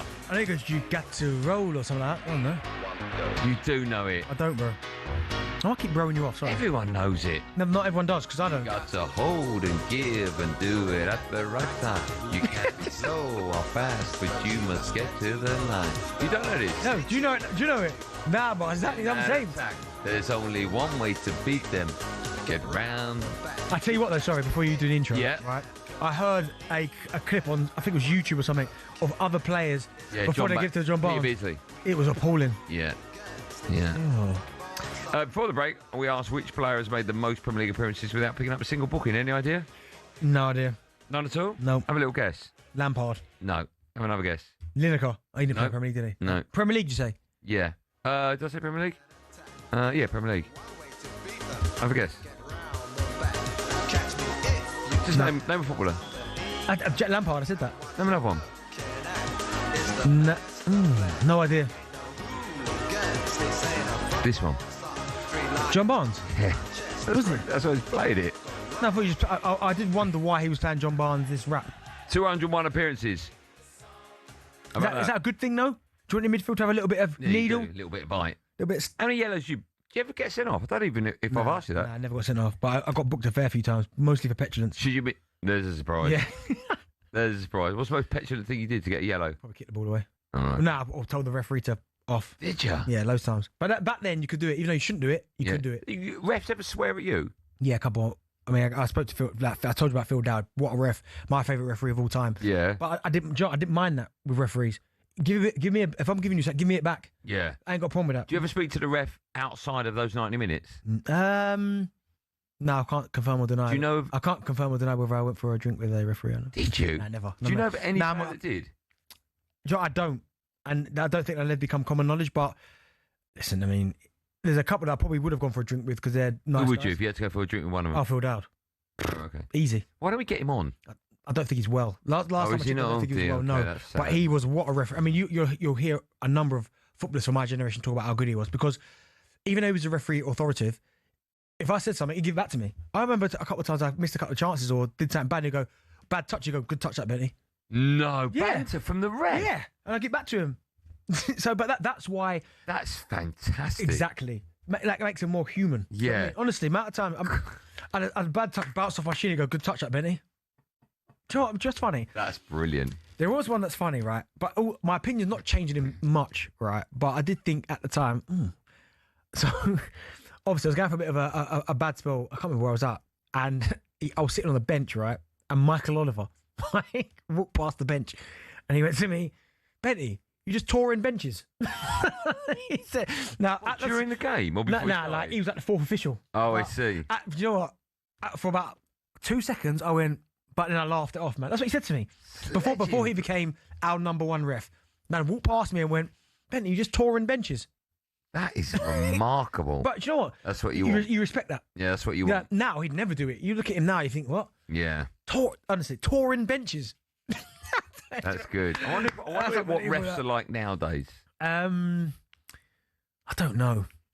I'd like to. You're not allowed to go anywhere near him without getting booked. I know. It's ridiculous. Like, I know a referee's got to be treated with a level of respect, and rightly so.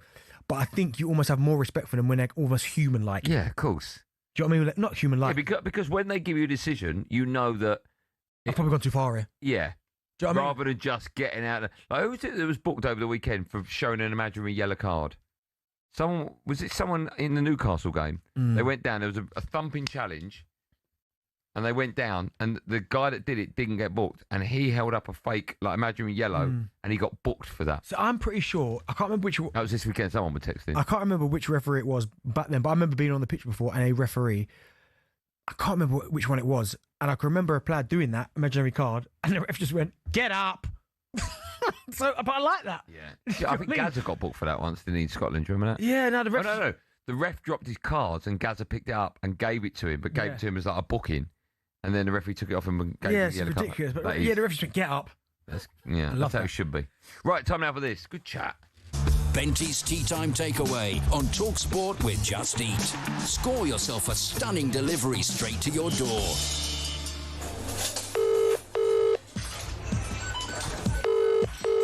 How you doing? It's Darren Bent Takeaway. Can I take your order, please?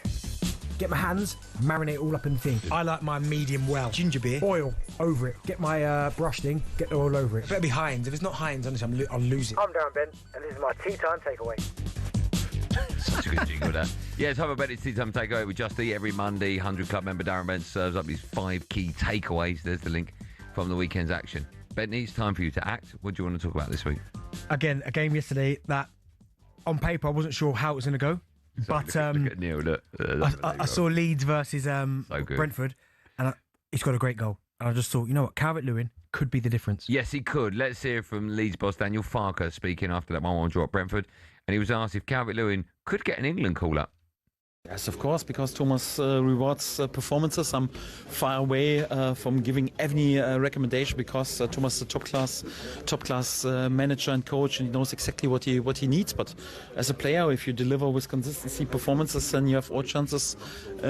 He was there before, has proven that he can score goals for the 3 lines, and yes, if he shows this with consistency in this league anyhow, then he has also any chances to be back there again. Listen, with Calvert-Lewin scoring, what is it, 4 goals in the last 4 games, I'm guessing he's going to be a very happy Farker, isn't he? Yeah, he's going to be extremely happy, Daniel Farker. Yes, I said. Yeah, okay, I'm saying. But yeah, I just think he's going to be important. I mean, the goal, by the way, I don't think when he's at his fittest, right, there's no one who can jump like that. I'm telling you right now. Hell of a statement. No one. When he's up there, like no one can mark him. It's impossible. Do you see his goal? He's up there for about 2 seconds. Bang. Yeah. Like, he's not been the most prolific throughout his career. You look at it, I think he's hit double figures twice. I know, but injury always seems to play a part in the season. Potentially, but I think he might be, because again, the game was tight last night and Leeds are in a good position.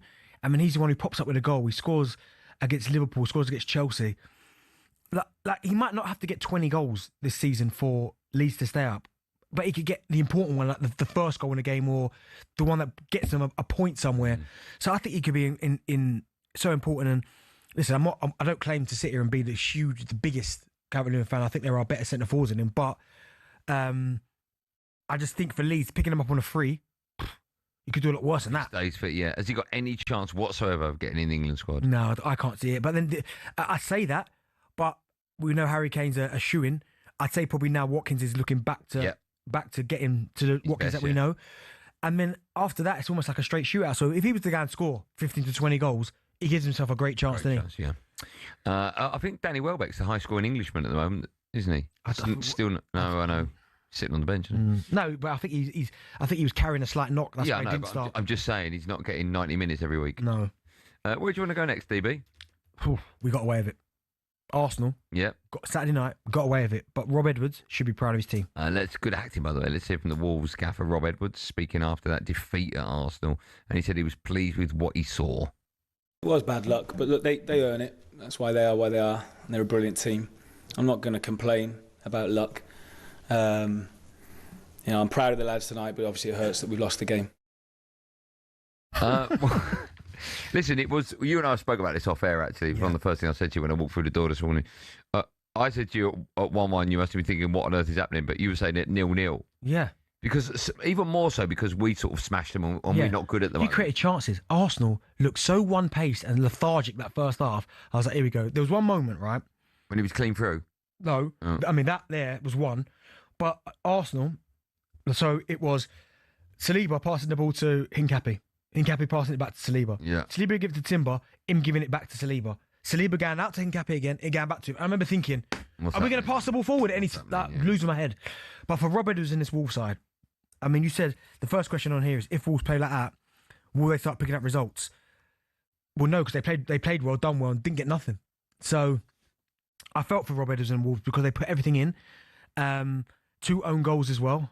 I think Saka's probably offside for the first one. Yeah, well, he is. For the running behind. Yeah, but there's nothing you can do about it. No, you can't. So I think Rob Edwards has got to be proud of his team, though, because I looked at it and I expected Arsenal to go and smash them 5-0. It didn't happen. I still thought Saka was our most outstanding player, giving him the ball, making things happen.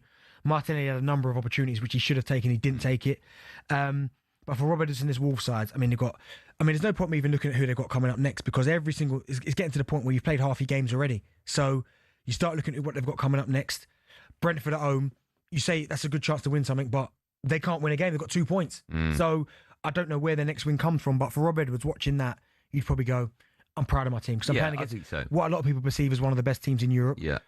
And you take them all the way to the end, and you're unfortunate not to leave there with a point. His interview afterwards, it felt like he'd been punched in the stomach. Yeah, I felt for him. Just quickly, we won't talk Forest Spurs, we've done that, and we've talked Sunderland, Newcastle. Quick word about Liverpool. 2-0 winners over Brighton Ekitike. Looking good, right? Do you know what, right? If I'm Arnie Slot, and I know there's been a lot been made of the Isaac, and you've got Ekitike there, and he's trying to kind of make changes and give Isaac the opportunity. From now on, I'm going, do you know what? You ain't been fit. He almost looks like, I know he's not, because I know how good Isaac is. It almost looks like the Liverpool move is too big for him at the minute. And I know he hasn't had a full pre-season, but watching his performance compared to Ekitike looks like a centre-forward that's gone to Liverpool and has embraced it, gone, this club's massive. And he ain't giving up that. And I am not giving up this shirt. Isaac's gone in there like a little bit desperation. Like, he's so desperate to prove that I'm better than Ekitike. If I'm Arnie Slot, I'm going, do you know what, Isaac? I've given you enough opportunities now. He's my number one. Yeah. When he goes off form, then you'll get an opportunity. It's very difficult when you spend £140 million on striker. You spent 80 million on Ekitike. I know. So do you know what I mean? Both of them are crazy money. Yeah. But I'm starting Ekatike from now on. Okay. Good work, Benny. Still to come on our show. Our award-winning show. We'll find out what on earth Cundy's talking about this week.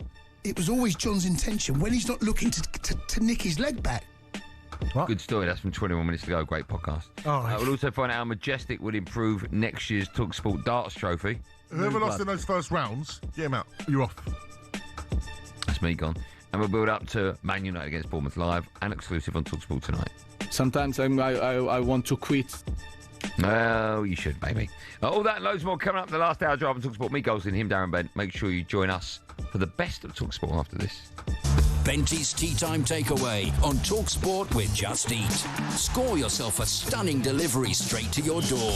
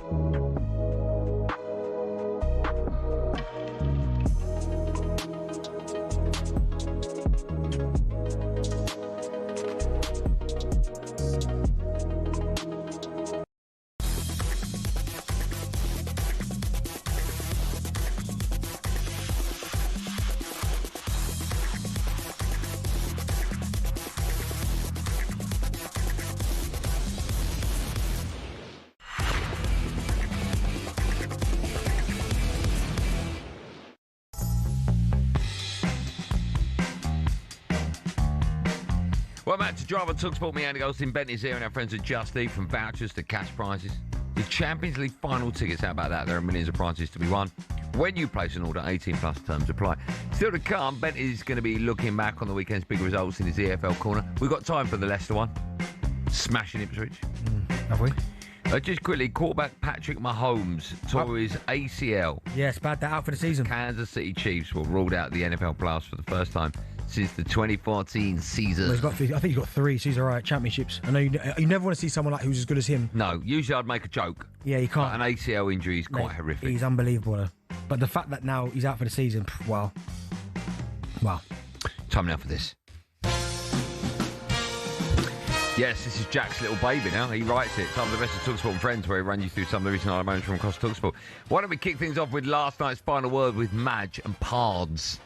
Madge wasn't pleased with what he saw at the darts last week. Oh dear. I'd like to suggest something now. Go on then. So it's not the same old faces, yeah? Like, if you've lost in that competition there... First round loss. Your first round loss, you're out. Out. Get out. Get some Whoever move, lost lad. in those first rounds, I think Goldstein loses in the first round. I think he did. Get him out. Oh, you're off. I don't care that you do drive. Yeah, you've lost. You're out. What's drive got to do with it? Ooh, drive friends. Why are they attacking us? Oh. They're going for that. Here's my response to that. Madge, I'm in it, and Bent is in it, because we're the most popular. All right? We bring numbers in, so people watch on YouTube. No, we can't help it. Right? If first round Madge and Parge, people are like, what's that? It's like League 2 or something, I won't watch that. And then they'll lose money, the company, so we're there to generate. You're horrible. He went first. Hey, He went first. Have you gotten over your embarrassing loss to O'Hara yet? well, listen, I lost to a finalist. I know, but you don't lose to him. No, but fair play. Off the record. No, I'm going to say fair play to Jamie. He got the job done. Yours is worse. Yours is bad, man. Bad. It is bad, yeah. Yeah. We go again. Nearly took out a cameraman. Listen, we go again next year. What a header, by the way, from Marta. What a header. Yeah, you stop it out. Who would you like to see come in next year's tournament? Who do I think deserves... Listen, if Madge is talking the big talk, Parge wants to be in there as well. Do you know what I'd like to see? First the 2 legs. I want to see Jim and Simon in it. Well, you won't get that.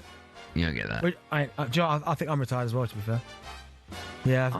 I'll just smash on Thursday. When it's talkSPORT paddle, yeah call okay. me. You and I are unbeaten. Yeah. Final, plug them. 21 minutes. Download that podcast. There's no. I know, but they were rude to us, so I can't plug their show. No, I'm going to. I like Pardew. Oh, yeah, okay. Final word returns, and I like Madge, by the way. Yeah. Final word returns at 6:30 next Sunday evening, following another huge weekend of football across the talkSPORT network. Over to the weekend breakfast with Shaban and Tony Cascarino. The legendary wrestler John Cena, seen that, officially retired over the weekend, and Shaban gave him a special tribute. Yes, I can't see you. You can't see me? Yeah. I'm here. What? I mean you can't see me? We can't see you on the screen. What? I'm in the screen now, am I? Yeah, but can you guys at home see Cass if you're watching on a smart TV? Let us know. I can't see him. Well, there, I can see on the TV. Oh my god. That's a joke, yeah. Oh, okay. Sorry. Honestly, if you're not a wrestling fan, you don't understand. See him? No, but he was there right in front of me. What's he talking about? His line was, you can't see me. I can see. He was there on the... No, that's John Cena who retired. No, wait, I was totally screen. I could see him. One of the goats of wrestling, John Cena retired. Yeah. Anything you'd like to say about John Cena? I couldn't see him. Do you know, I was never really a big Cena fan. No, not me. I'm stone cold, but Cena, people love him. You've seen what you like. If you were a wrestler, what would they call you? The Weasel, probably, innit? No. The Gale Force. Goat. The goat. Weasel. There's the beaver. What's the first thing you do if you were invisible? That's weird. I'll write it down. But I That's can't. Jack's brain thinking. Yeah, Jack, you're disgusting. Oh, you know what you're all thinking? I'll do that. Yeah. Right? Rob a bank. Remember, you can catch. You can't rob a bank though. Why not? Because the money would be seen. Yeah, but as soon as you touch it, it goes invisible, right? No, that's not it. If you're an invisible man, yeah, no, but you put it under your coat, so it's invisible, right? Because the jacket's invisible. So you've solved that one. yeah, so there you go. That's what I do. I rob a bank. Remember, you can catch Shaban and Tony every Saturday and Sunday morning from 6 a.m. Let's finish with the clip from Benny's favourite podcast. 20 minutes to go. Nah, it's not mine. Trust me. Here's Jason Cundy. All right, do you know what? Sorry, write down. I can't wait. No, I can't wait for this. Telling a true story about a court case over someone's leg. Unbelievable. This Now, is. Shannon says to John, I'll give 50-50. But it was always John's intention when he's not looking to nick his leg back. He finds out he's going to nick his leg back, then turns in a massive fuse, and there was a judge. He gets them both on to stand there. Well, obviously, lean one of them, right? So they have a conversation, and Judge Mathis says to Shannon, "You're bad. Give him his leg back." And he said, "But I paid for the leg." And then he said he did pay for the leg. Give him his leg back, and then you've got to pay him $5,000 because that's what he paid for the shed.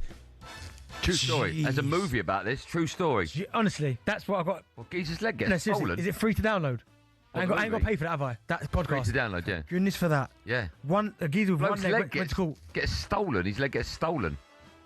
True story. There's a movie about it. Okay, lovely. 21 minutes to go. Oh, is it mine? Do you have a shed? Yes, I do. What's in your shed? I've got a few. So I've got bikes in one, barbecue in another. Which presenter at talkSPORT would make the worst lawyer? Billy. Yeah, he's saying a word, is he? Nah, but I think he'd be quite clued up. Do you? Yeah. Who'd be the worst? You. Jack? I'm not losing the case, mate. No, you will, mate. You got beat by Gabby in the darts. Yeah, but not in arguing. No, you're losing. What are you going to call your podcast whenever it gets the beach bunk? Nah, listen. It'll be 21. I told you. 21 seconds to go. I'm going to call it 21 seconds. I'm going to call it 21 minutes too long. There you go. That's what I call it. Why are you being so rude? I'll call it. By the way, a man with one leg has his leg stolen. That's an unbelievable story, by the way. Unbelievable. Also, can I say there's a story in this podcast about me when I was about 22 with a girl. Very bizarre story. You want to download that? Very funny. Is it funny though? Jack, have you heard it yet? Yeah, it's good, isn't it? Jack, don't listen. Jack does listen. No, he doesn't. Jack, have you listened? Jack, I know full well he don't listen. Jack does listen, actually. Here you go. Every day. Oh, is that every day, is it? No, he listens every day. Every Monday when he comes out. Good work, Jack. It's out now. Make sure you download 21 Minutes to Go with Jason Cundy and me. A new episode drops every single Monday. Just ask Jack. And, of course, you can find all of our shows on the talkSPORT app. We can swipe between talkSPORT and talkSPORT 2 and all of the stations in Brazil. When we come back, we're building up to live and exclusive commentary on talkSPORT. Manchester United take on Bournemouth. We'll have team news as well in the last hour.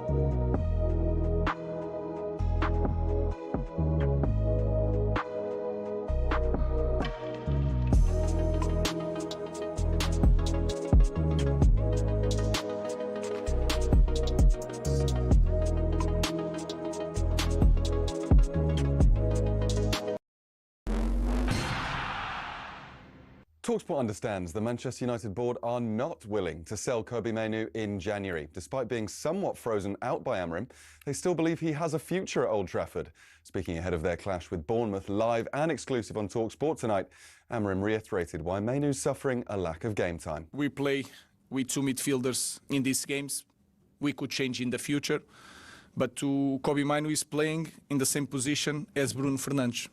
Sometimes it's really hard to take Bruno Fernandes out of the team, and that is the only reason. Enzo Maresca says he has nothing to add to his comments about a lack of support at Chelsea, and Simon Jordan fears this could spell the end of Maresca's tenure. It's silly to say these things. No other industry in the world would you expect a subordinate of very powerful, influential people to walk out in front of the world's media and turn around and say, I think he's crap, and expect to have any kind of reward for that, which is effectively what he's saying. Chelsea travel to Cardiff in the Carabao Cup quarter-final tomorrow night, live on talkSPORT. Martin O'Neill's rejected claims that new Celtic boss Wilfred Nancy should be sacked after losing his first 3 games in charge. He says you can't make a judgment call so quickly, and revealed to talkSPORT what his handover chat was like with the Frenchman. Very affable, very, very, very nice. It's only a 10 or 15-minute conversation. What can you make of that, of anybody at this time? He's got his own philosophy, his own viewpoint in the game, and that is absolutely fine. O'Neill would have stayed on if he was asked, and felt he had something to prove as Celtic interim after being sacked by Nottingham Forest back in 2019. But at the end of it all, I didn't. If the board had said, "Listen, we still have a problem with visas and things like this here," I'd happily have stayed on. Now, Kilmarnock have sacked Stuart Kettlewell after a 10-match winless run, which has left them second bottom in the Scottish Premiership. Former Partick Thistle boss Chris Doolan has been placed in interim charge of the club. And Wales rugby union captains Jack Morgan and Dewey Lake will be joining Gloucester at the end of the season. The move comes at an uncertain time for Welsh rugby, with the number of professional clubs in the country set to be reduced from 4 to 3 by 2027. Get all that and more at talksport.com.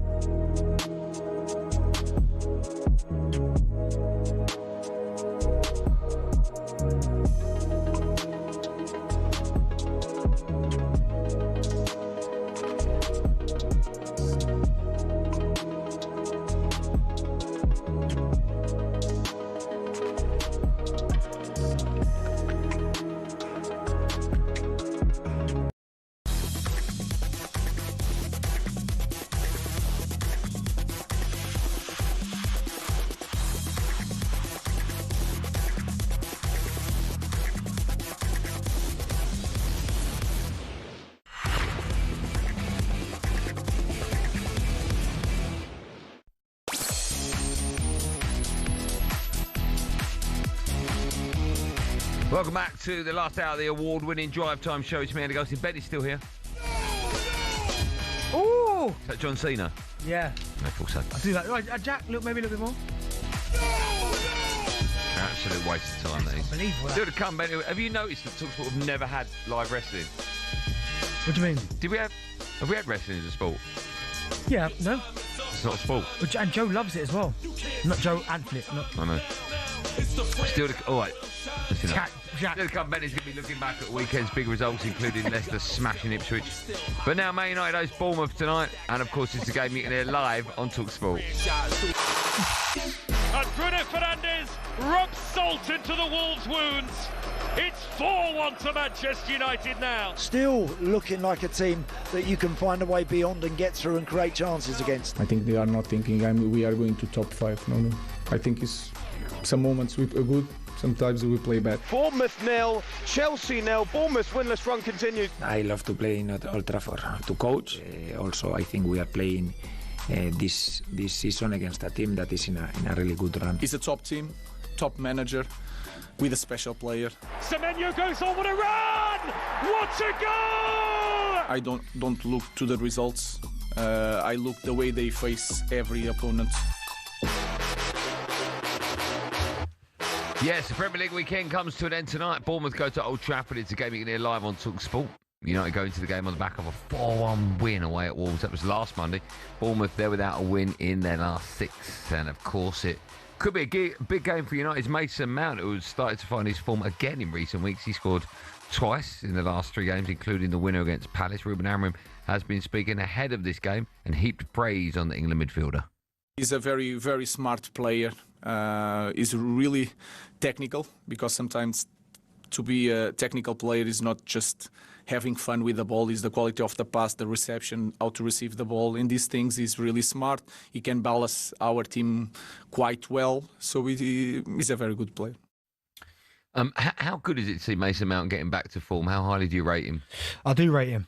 And I know for a fact Thomas Tuchel rates him, because he's got great success with him. I think he was the one who set up the goal in the Champions League final for Havertz. Yes, that's right. He rolled the ball through. There's no doubt Mason Mount's a top player. I mean, I remember watching a lot actually at Derby. He came in, I think, the season after I left, and watching him kind of progress. You think, what a player he is. He's won big trophies. And I remember at one point it was a little bit unfair when people were talking about him being the teacher's pet for Gareth Southgate and for Frank Lampard. But I'm pretty sure he's won Chelsea's Player of the Year a couple of times when he was there. He's won the Champions League.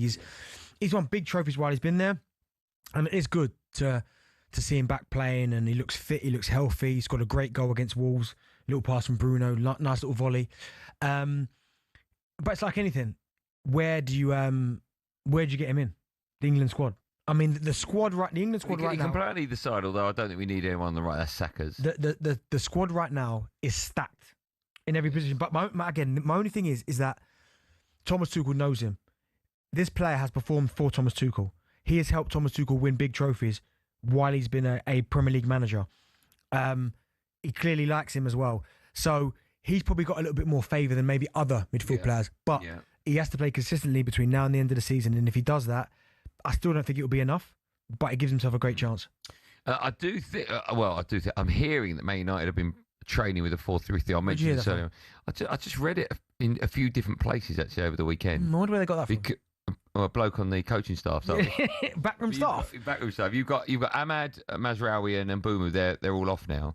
So the whole right hand side for Manchester United is a little bit lopsided. Yeah. I assume that Mason Mount will play on the right tonight, but we could be playing with a 4 at the back. I don't know how true that is, but do you think that Ruben Amorim is ever likely to change? Because I think as soon as he does, and United play really well, then he's sort of backs against the wall and he's got nowhere to turn, right? He has to carry on with that. Yeah, I don't think it'd be as reactionary as that, because you put in performances. You played 5 against Liverpool and got a great result. So that was with a 5. You go to a 4, you win, you beat Bournemouth at home, who are in absolutely awful form at the minute, Bournemouth. Is that enough to go see?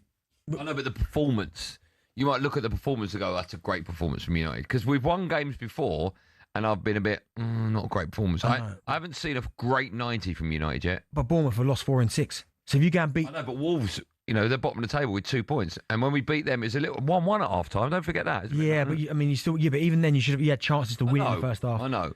No, but I think... Because imagine it goes the other way. Imagine you get beat, it goes to a 4 and you get beat. Yeah. Then you're going to come in screaming, hey, 5 at the back, where's that? No, if we play 4 at the back, we won't get beat. I don't know. I mean, again, as I said, at Bournemouth, their form has been all over the gaff. They're not the Bournemouth that we saw at the start of the season. But saying that, they've still got players in their squad that can hurt you. Didn't they have a good win against Spurs earlier in the season, Bournemouth? Yeah, at the start of the season, Bournemouth had some unbelievable results. You go back to the start of the season, right? They lost 4-2 to Liverpool opening day, but still, Semenyo that day was incredible. Then they had a little, they beat Wolves, okay, then lost to Brentford, but then they went on a little run where they beat Tottenham, they beat Brighton, drew with Newcastle, drew with Leeds, beat Fulham, drew with Palace, beat Forest, and everyone was like, okay. But they're beating teams in and around that they should be challenging for, right? Yeah, potentially, or getting points off them. Yeah. But since they beat Forest 2-0, they've lost the next 4. They've lost 4 out of the last 6. They drew 0-0 with Chelsea, better result. But it's a dangerous game for Manchester United. But I just don't think he'll take that risk. I can't see him being so stubborn on a system, and just because you've got 1 or 2 players that now have gone, or 3 players that have gone now for AFCON, him going, I'll change. I just can't see it. No, I can't either. A reminder, by the way, we'll have team news for you ahead of that game tonight. And also, why would he back himself into a corner? Because as you're saying, imagine he goes, you know what? Just for this one-off, I'll go with a 4. You beat Bournemouth 5-0.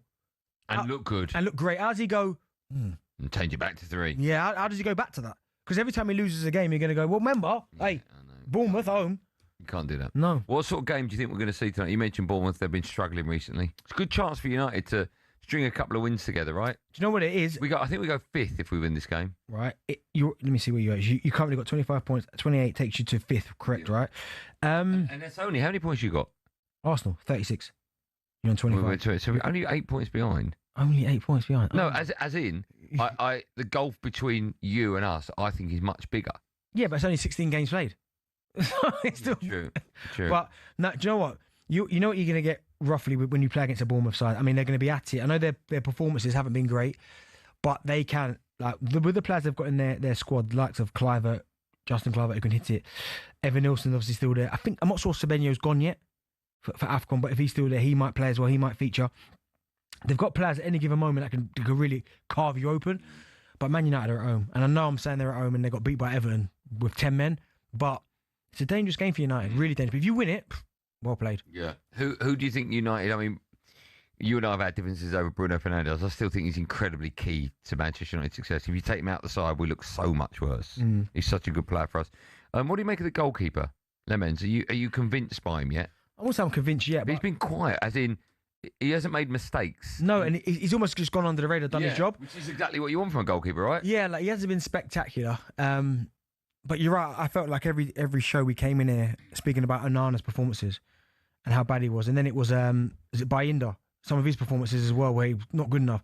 But you're right, since Lemons has got in goal, he's kind of just gone under the radar, quite quiet. He just looks like competent. He does. He looks like he can't make a mistake. But fair play to Manchester United. It's going to be really interesting. I mean, even in transfer, in FootMob, which is what I use a lot. In what? FootMob. What's that? An app. A website, right? yeah. It's got you lot as a 4. Well, I don't know what you're talking about now. Formation. So. Oh, has it? Yeah. Who's it for? Has it got the players? It's got Shaw, Martinez, Yoro, Dallo. Okay. And then it's got Kobe, Casemiro, Bruno Fernandes, but then here it's still got Ahmed, Mbuemo and Cunha. Oh, okay. That's a bit weird. That's come out. That's not the official team, of course. No, of course it's not. The official team will come out in about 25, 35 minutes time. But no, it's a big opportunity for United. But again, Bournemouth might be saying to themselves, it's a big opportunity to get back on track. What's the highest realistically you think Man United can finish this season? If we win and go 5th, yeah. Do you think that will ever be topped this season by United? I mean, you might feel like, have you not been above that before in terms of? No, I think you can. I think 6th is where I think Man United will finish. That's the most we can hope. Yeah, for. I mean, we've better bet top 8, but I think with how inconsistent and how bad the league's been this year, I can see Man United finishing 6th. Okay, you don't think 5th? No, because you look at Arsenal are better than you, City are better than you, Villa are better than you, Chelsea are better than you, and Liverpool are coming. So okay, and Palace are there. So you think the best United can get this season is? I think you'll finish 6th. Okay. What will the score be tonight, D? I've got like 2-2, you know, in my head. What? Yeah, 2-2. Mate, they got beat 4-2 by Liverpool, so they can score. Mate, that was the first game of the season, wasn't it? Yeah, still I'm going. They've been awful recently. I'm going 2-2. Oh, 4-0, 4-1. Honestly. 4-1. No, I'm serious. Oh, no, I got the last one right. I got lambasted by Wolves fans. How dare you? Yeah, but you said arrogant. You said it's impossible. I said we'll smash them to pieces. Okay, is it possible Bournemouth can win tonight? It's impossible. It's impossible again. Yeah, I was bang on last time. Do you know what this one's for you? 4-1, 4-0. For you to say impossible, 4-0, 4-1. This one's more difficult. Okay, 3 goals, the gap. There you go. It's easier to work out the gap. 3 goals minimum. And if it doesn't happen, you come in and apologise. It will happen. It's impossible for that not to happen. All right. We'll score at least 3 goals tonight and win. All right? Why do you score 3 and get beat like 6-3? What are you talking about? What's happening in your head? We'll smash them to pieces, guaranteed.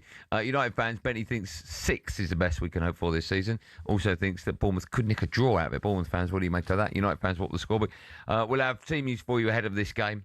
But United fans, you can have your say next. 03717 223344. Could United get Champions League football this season?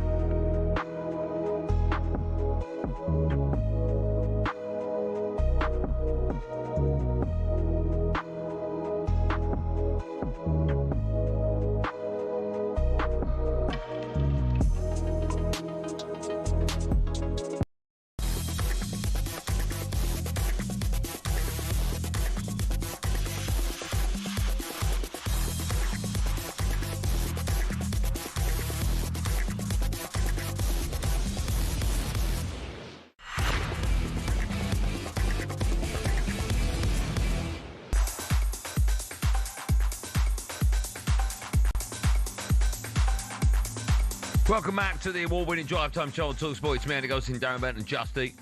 Order on the app today. You could win one of millions of prizes. 18 plus terms apply. Still to come. Benny's going to be looking back on the weekend's big results for Leicester in his EFL corner. Just quickly, talkSPORT understands that Enzo Maresca has grown frustrated with interference from the Chelsea board, including questioning his decision-making process, which led him to suggesting over the weekend that he wasn't feeling the support of the club. What did you make of that? Chelsea insiders insist that managers are free to challenge the board, but when it's done in public, that it will typically only end one way. What do you make of that? Is that Maresca? Yeah, you saw his outburst, right? Yeah, weren't happy. You can't do that. You can't come out and have a pop at the board. No. People that pay wages. Yeah, I understand. Maybe save those conversations for private. But you know, I do think some Chelsea fans are just not sold on him at the minute. I mean, I think he's done a decent job. I think he has won them some trophies. Do I think there are better managers out there than him? Yes, better coaches. But it's ultimately, I can't see at the minute Chelsea kind of moving away from him. They're currently 4th right now. If they kind of slide away from that relegation from the top 4, then maybe. But I think he's all right at the minute. I think it seems to be a good fit. I don't know about that. No? Yeah, I'm not sure about all that. About a good fit. He's a good coach. I've heard that he's a really good coach. Who told you that on the No, I'll tell you something that, actually. Gary O'Neill.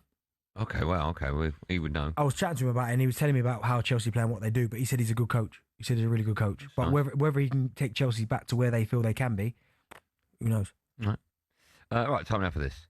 Paddy Power on talkSPORT. Check out Paddy's latest offers on the Paddy Power app or at paddypower.com. 18 plus, begambleaware.org. Right, time now for an update on Paddy Power's Darts of Destiny campaign that could see you taken to the stage at the World Darts Championship final at Ali Pali on Jan the 3rd. You'll have up to 9 darts to hit 180 or more with the chance of walking away with a massive £180,000. Fine way to start the new year in style. The winner, drawn from all eligible entries, will also get VIP tickets for 4 travel to and from Ali Pali with accommodation included. All organised by Paddy Power. The campaign has had an incredible response so far with over £108,000 already raised for prostate cancer UK. To find out more and get in the running, go to dartsofdestiny.com. Paddy Power on talkSPORT. Check out Paddy's latest offers on the Paddy Power app or at paddypower.com. 18 plus, begambleaware.org. Now, in case you missed it earlier on, or maybe you weren't listening, you may not know that talkSPORT Drive was nominated for a very prestigious award. The ceremony took place across the hallway during our show, so we obviously couldn't attend because we were on air to find out whether or not we won. But fear not, we sent one with Billy to report live as the awards were given out. Let's hear how Billy stayed on top of things. We're up for Noel Gallagher on Drive, made all the front pages the next day. Did all of them. By the way, the only interview he did while the tour was going on. Yeah. So probably, even if we don't win it, they're wrong because it's probably the biggest news story, right? Yeah, I think so. Oh, here we go. Is this it? Where are we up to? Is that Jim White? Honestly, Bill, talk us through it. I just don't know what's happening. I think I might have missed it. Bill, just go in there. What do you mean you've missed it? I think I've missed it. They've gone on to the next award. I didn't hear who won. I'm not even joking. Well, he wasn't joking, but we did eventually find out that we had, in fact, won the News Broadcasting Moment of the Year award. How about that? Let's have a listen and remind ourselves exactly what we won it for. It's great being back in the band with Liam. I forgot how funny he was. And also his voice. Everyone has said, oh, my God, his voice is unbelievable. And it is. It's AI. But do you know what's funny? I was thinking about this the other day when I was thinking, right, the next time I'm going to speak to you, I'm going to ask you this question because everyone is saying Liam's voice is amazing, but your voice is pretty amazing still as well, right? I'm the songwriter, you know what I mean? I'm not really a singer, to be honest, but Liam's smashing it. He's I'm proud of him. You know, he's kind of. Having been a front in a band for 16 years, I know how difficult that is. You know what I mean? And I know, and I couldn't do the stadium thing like he does it. It's not in my nature. But I've got to say, man, I kind of look at him and I think, you know, good for you, mate. You know, he's been amazing.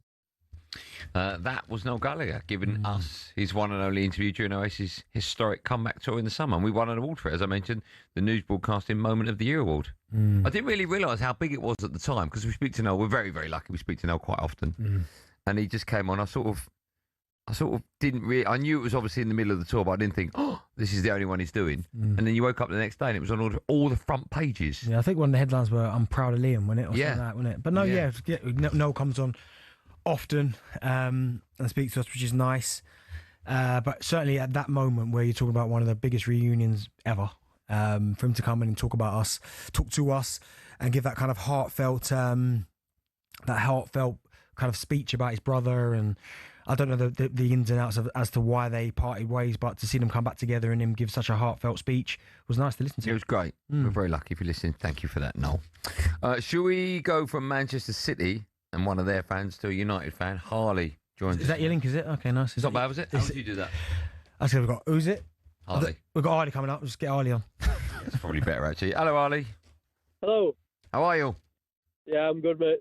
Where are you? You going to the game? Yeah, just on the way there now. Okay, how you feeling ahead of it? Yeah, I'm feeling confident. If he goes with 5 at the back anyway, I reckon we'll beat him. Why do you want 5 at the back? Well, because if we win tonight, we go level on points with Chelsea, who have just won the Club World Cup in the summer. So I think what we're doing right now with the 5 at the back, I think we're building towards something which is good. And under Ten Hag and whoever else have been playing a 4-3-3, and it's not worked, has it? Nah, do you know, I don't mind. You see more people play this kind of stuff. Sorry, can I say, but it hasn't worked with the 3 at the back, Harley. Yeah, you're not wrong, but like I'm saying, we haven't got the players to play 3 at the back, so we're building towards that. So I don't see why we're going to change to a 4 now after we've just spent a year trying to build towards the 3 working. No, I agree with that. See, that Harley sounds crazy. When you put it that way, the guy, since he's walked in the doors, has been banging his head about 3 at the back, 3 at the back. If he suddenly went back to a 4 now, I just can't see him doing that. I can't see it. How do you think we'll get on tonight, Harley? I think we should be able to beat him. I think we should beat him 3-0, 4-0, like you said. 5 goals. 4-0. Benty said that the best United can hope for this season is 6th. Do you agree? I think we can get top 5, 5th at higher. I think. Okay. Okay, it's one place. Okay. Harley, thanks for coming on. Enjoy the game. Yeah, no worries. Cheers. This is my point though with that. And listen, Harley, I know we've got to go to a break, but they're not going to finish above Arsenal, or City, or Villa, or Chelsea. Palace are currently 5th. Chelsea? No, and Liverpool coming. Like, Liverpool won't be that bad all season, and they're 6th. Okay. Oh, you don't need to shout me down. Still to come and bring you team news ahead of Man United against Bournemouth, live on talkSPORT. Steve Bruce will be joining us live in just a moment as well. Very excited about that. Time for the last no Googling of the day. After Nick Voltemeyer's own goal yesterday, we want to know who is the German player with the most own goals in Premier League history. Own goals? Yeah. And it's our mate. No. Thank God. I don't know. What's his surname begin with? Yeah. Yes, it's our mate. Yeah. You can tell him. And the answer to that, team news ahead of United against Bournemouth, a game you can hear live and exclusive on talkSPORT, all coming up right after this.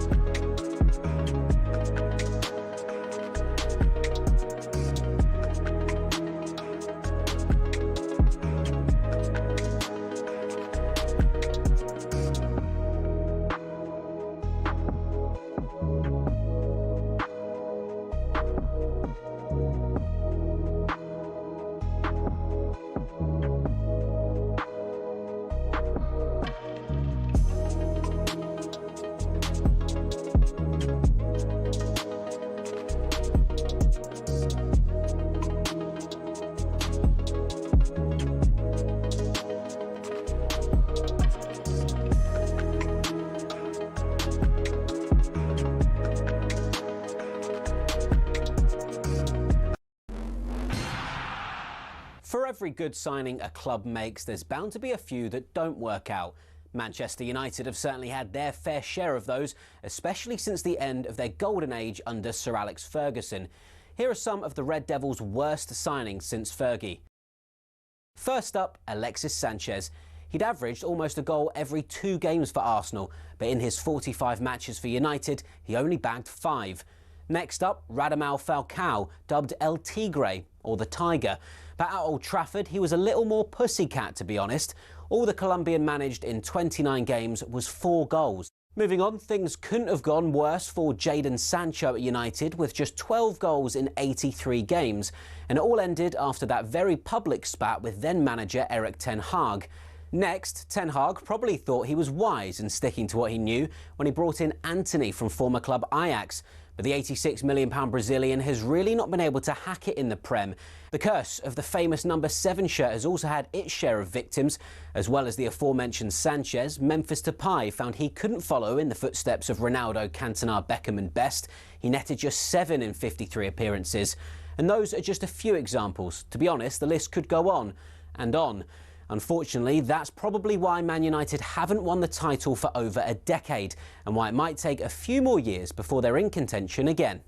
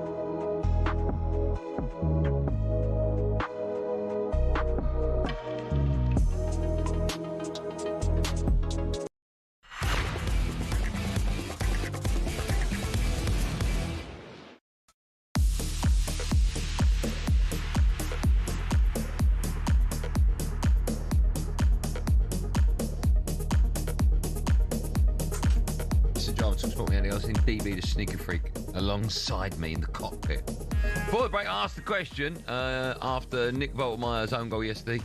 Who is the German player with the most own goals in Premier League history? It is Robert Huth. Oh boy. How many? 8. 8? Yeah. He looks like an 8. What's half of 8? Half of 8 is 4. Yeah, but what's half of the number 8? What? If I gave you the number 8 and you cut it down the middle, what have you got? 3 is the right answer.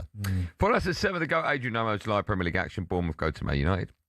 We can actually continue our build-up to that game now. Let's head over to Old Trafford, where former Man United defender, your co-commentator for the evening, brackets legend, Steve Bruce joins us. Hello, Steve. Good night, good evening, and award winners, so I hear, on driving in and all the rest of it. You couldn't write that script, by the way, when the guy went missing and he didn't know whether he'd won or not. I'd love to say we did write that, but we didn't. That's just Billy, just missed the whole thing. Well, you were talking at the time, so poor Billy couldn't hear what they were saying. Nothing to do with me. Nothing to do, honestly. Might have been you, Bentley, then. Yeah.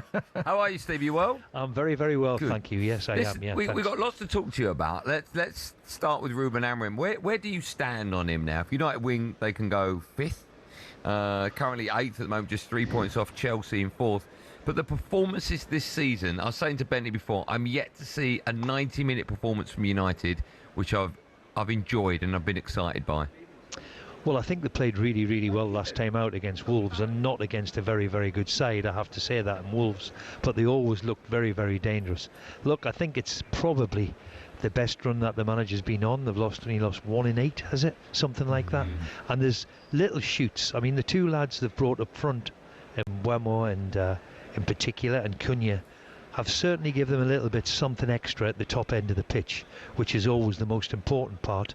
But hey, listen, I still think there's a long, long way to go for them. I think everybody's behind them. I think we all like them. We all appreciate that it's a difficult job he's done. And in Jim Ratcliffe in particular, when he came out about 6 weeks ago and said, this is our manager, we're sticking with them, and this is what we're going to go with. Give him a huge confidence lift, I'm sure. But so I'm hopeful that he can turn it around, pull it off, and get United where everybody expects them to be and want them to be. Steve, do you think he can? I know we're all hopeful, but do you see enough in him to suggest that he will take United back to those dizzy heights? Do you know? I was fascinated by your talk on the way in and about coaches and different ones, and Thomas Frank in particular, and now Ruben again. We're talking about.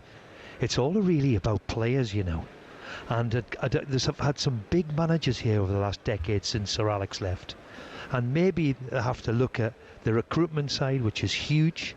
We all know how big that is. And certainly with Cunha and Mbeumo in particular, it's give everybody a little bit of a lift. So I think we need to give him a little bit of time. We know he's not going to change his formation in his system.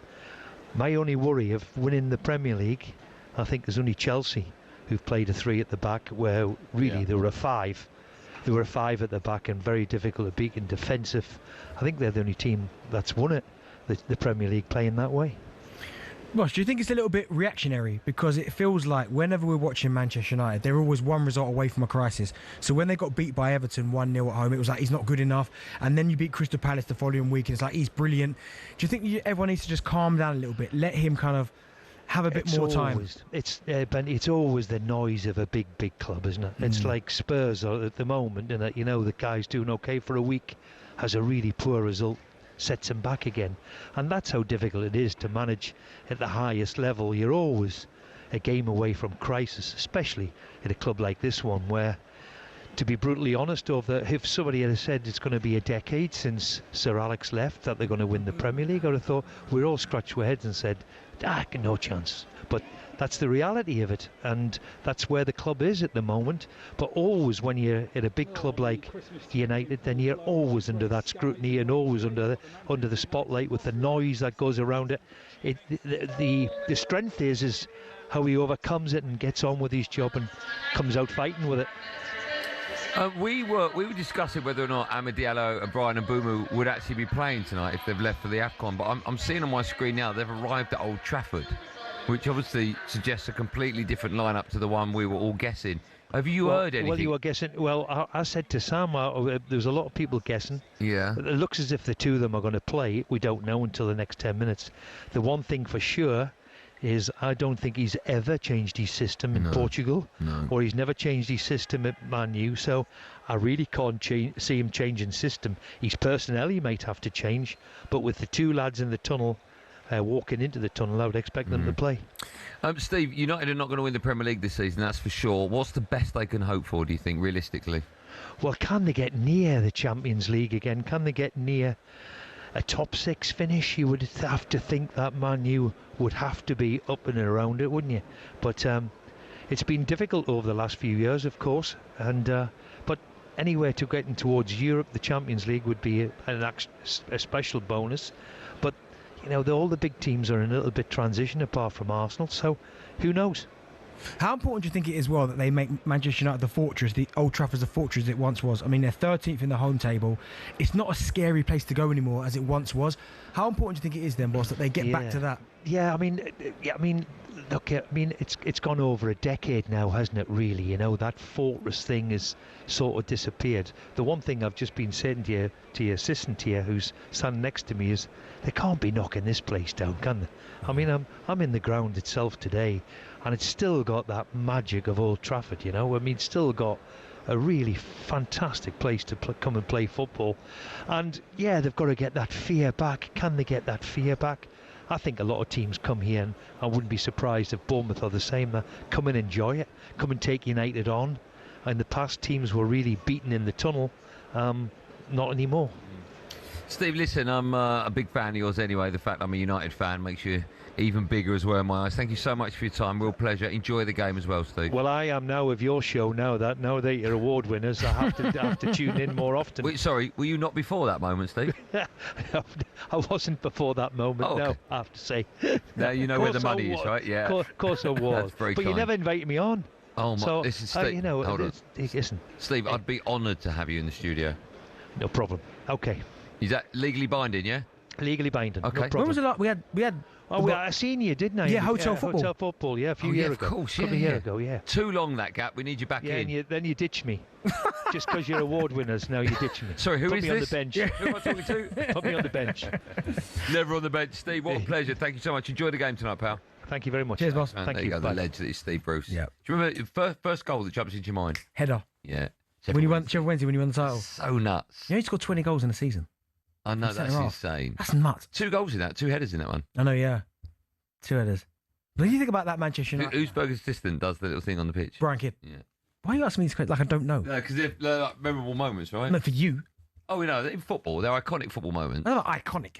Oh, they are, mate. No, the celebration of Brian Kidd jumping up and then going to his knees. Yeah, that's very funny. Yeah. Yeah. Right, time now for this.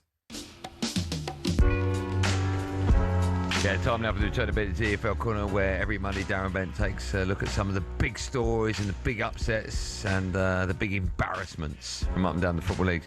Let's start with Leicester 3. No, we're not starting with that. We're starting They with were Coventry. beaten 3-1 away to Leicester on Saturday. Wait, the running order says Coventry And the won. game also saw it was surely goal of the season. That running order starts with Coventry and he started. Let's start with that unbelievable goal. How difficult is it? We were talking about this goal earlier on, actually, right? We were talking about this goal.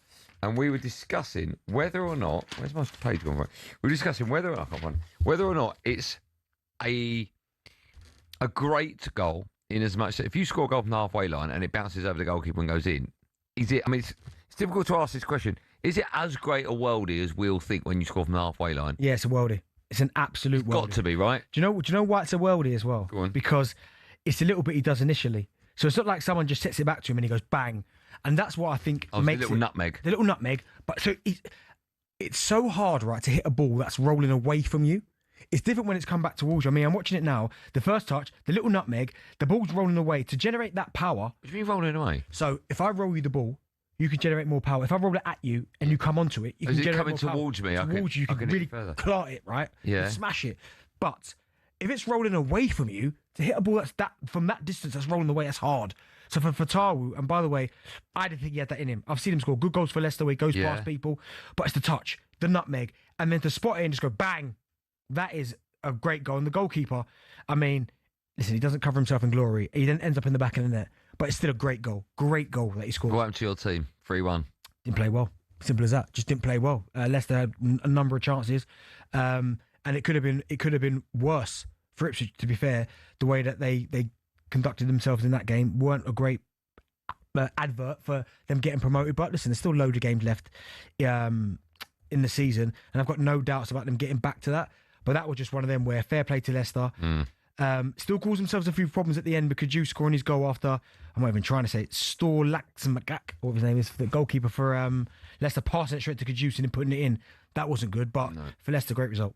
Let's talk about Coventry. A much-needed win for them. 1-0 winners at home to Bristol City.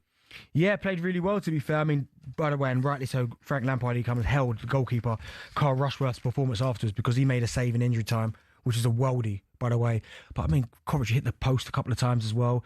To be fair, Bristol City had a couple of opportunities, but I just felt that Coventry had the edge, had enough.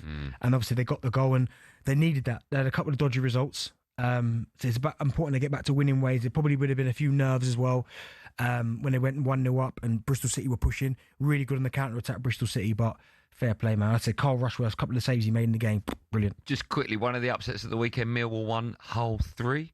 Yeah, do you know what it was, though? But I feel for Alex Neil a little bit. I mean, they've got 7 centre midfield players out. 7! That's ridiculous. And you're playing every 3 days. Like, what's he supposed to do? And your top goal scorer gets sent off, which, by the way, I've watched the replay. I can't see an angle where he kicks out. Like They must have. Oh, they've got no VAR there, have they? No, so I've watched the angle. I've watched it about 4 or 5 times, and I think he's quite deliberately pulled his leg out because he's frustrated. I didn't see a stamp or anything. So it's difficult though when you're in a league where it's just one camera. So from that, what's something to do with the camera, right? No, but even the camera that they showed the replay, you can't really see. No definitive. But again, as I said, I feel for Alex Neil. When you get when you're playing a number 10 and a wide player in centre midfield, it's hard. Okay, quick word about Luton 2-2 against Port Vale. Yeah. Does Luton look like a better side since our mate Jack went in? Do you know it's tough? And I messaged Jack this morning. And I was supposed to have a conversation with him, but I was on the train. I couldn't quite. But I know there was a few grumblings. Weren't happy about Port Vale rock bottom. Yeah. But they were 11th when he took over. Now they're 7th, so things are going well. I think so. But I need to speak to Jack about that before I comment on it, because I thought I would have spoken to him this morning, but I couldn't. Okay. But I know there were a few jeers with the Port Vale result.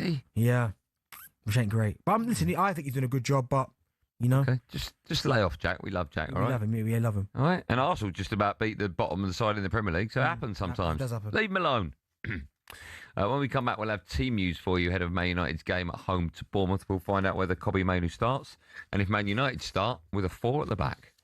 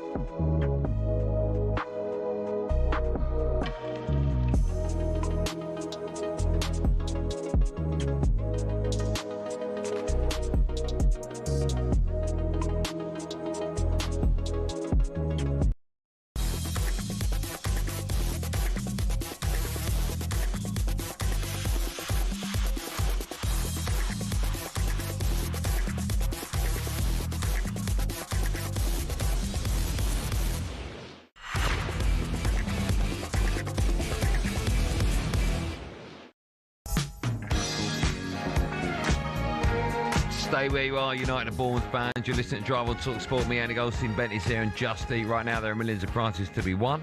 From Champions League final tickets to £1,000 cash when you place an order on the app 18+. Terms apply. Right, here it is. Following us at 7 Adrian Darmo's live Premier League action as Bournemouth go to Manchester United.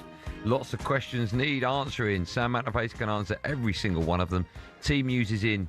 Sam, good evening to you. Very good evening to you, and the rumours are not true. It's the same system, and there is no Kobbie Mainoo in the starting 11 for Manchester United tonight. Ahmed and Mbeumo do start before they fly off to the AFCON. Mazraoui is already gone, so it's just one change from the team that beat Wolverhampton Wanderers last night on the Monday Night Football. Yoro comes in from Mazraoui, so it's Lomans in goal, a back three of Yoro, Heaven and Shaw. Ahmad plays at right wing back, Dallo at left wing back, Casemiro and Bruno in the centre of midfield, with Mbeumo and Cunha behind Mason Mount in attack. Bournemouth also make just one change. Tyler Adams returns in place of Alex Scott. So Petrovic is their goalkeeper. Smith, Diakite, Senesi, who was struggling a little bit, he had to come off in the game with Chelsea, and Truffert make up the back four. Adams anchors midfield. Jimenez plays a little bit further forward on the right-hand side. Tavernier, Kluivert and Semenyo will look to try and end their goal droughts, and so will Evan Nilsson, who has just one goal from his last 27 shots. Thank you, Sam. There you go, all that fuss. Nothing. And it's as you were. Right, in a minute we'll say hello to one more Billy, but of course in the Championship, Sheffield Wednesday, they host Derby. Alan Biggs has all the team news. Biggsy? Yeah, good evening. Yeah, it's a big opportunity really for Derby County, as it is for any opponent of beleaguered Sheffield Wednesday at the moment. No win in 3 for Derby, and yet victory tonight would take them again into close touch with the playoff positions. There's just a couple of changes by them. Forsyth for Elder at the back, and up front Brewster comes in for Andy Wyman. Ryan Brewster, the former Sheffield United striker, back in the city in opposition to Sheffield Wednesday, who haven't won here at Hillsborough for fully 8 months. It'll certainly be an I was there moment the next time they are able to achieve a home victory. Barry Bannon, the captain, was their chief selection concern.